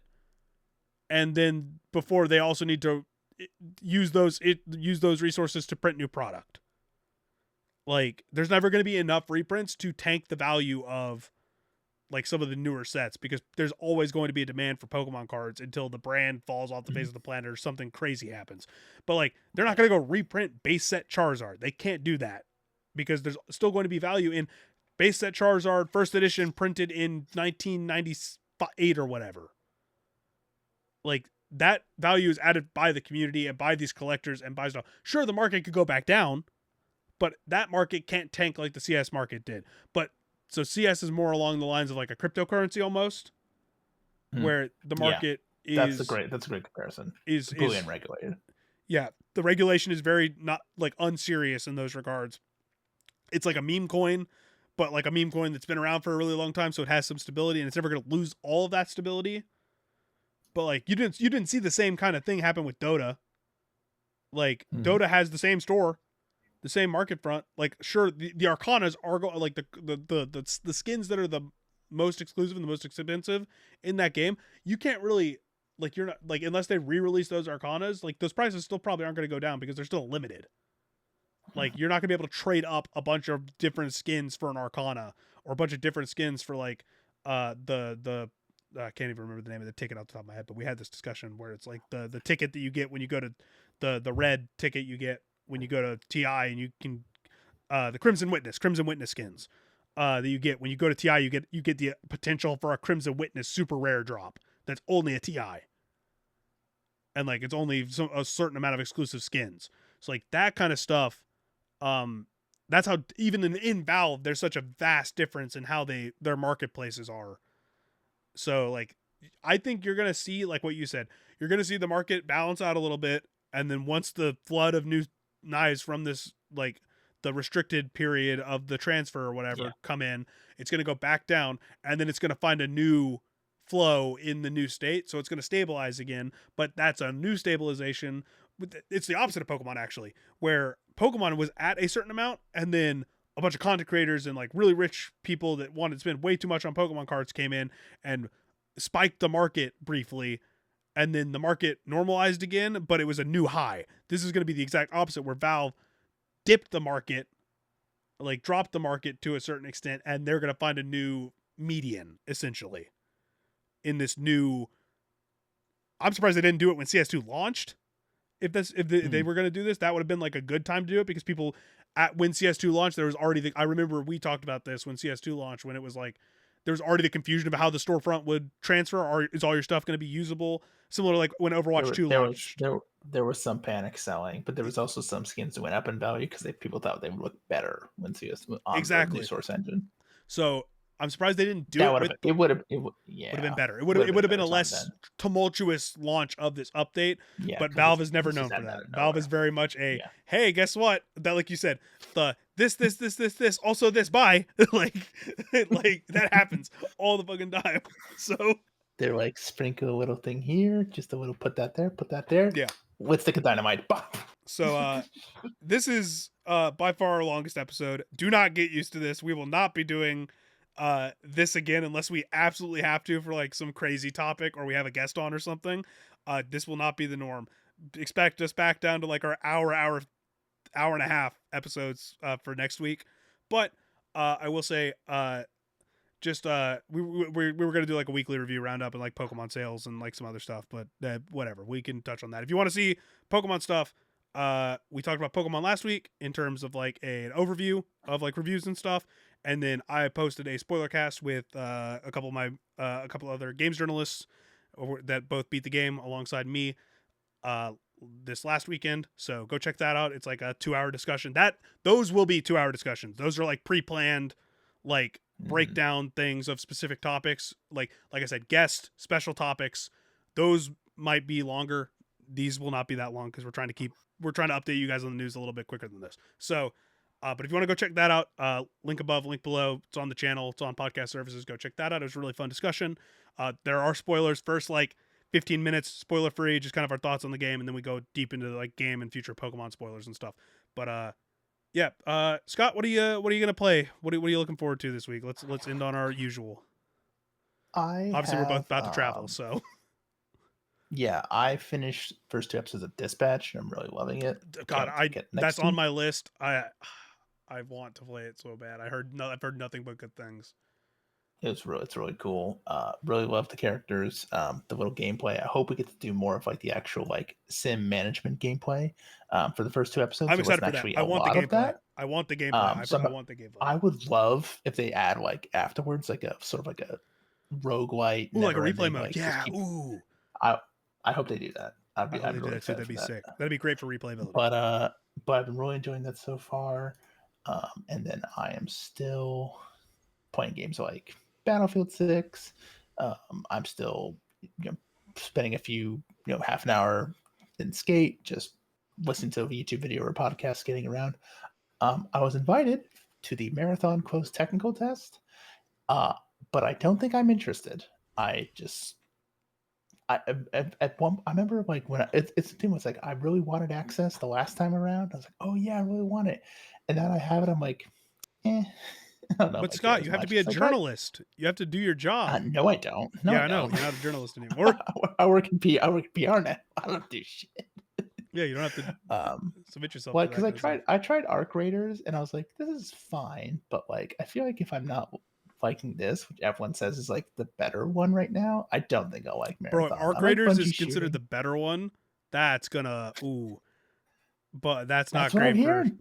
That's what I'm hearing. That's what I'm hearing around the horn. That Sony's not gonna like that. Bungie's not gonna like that.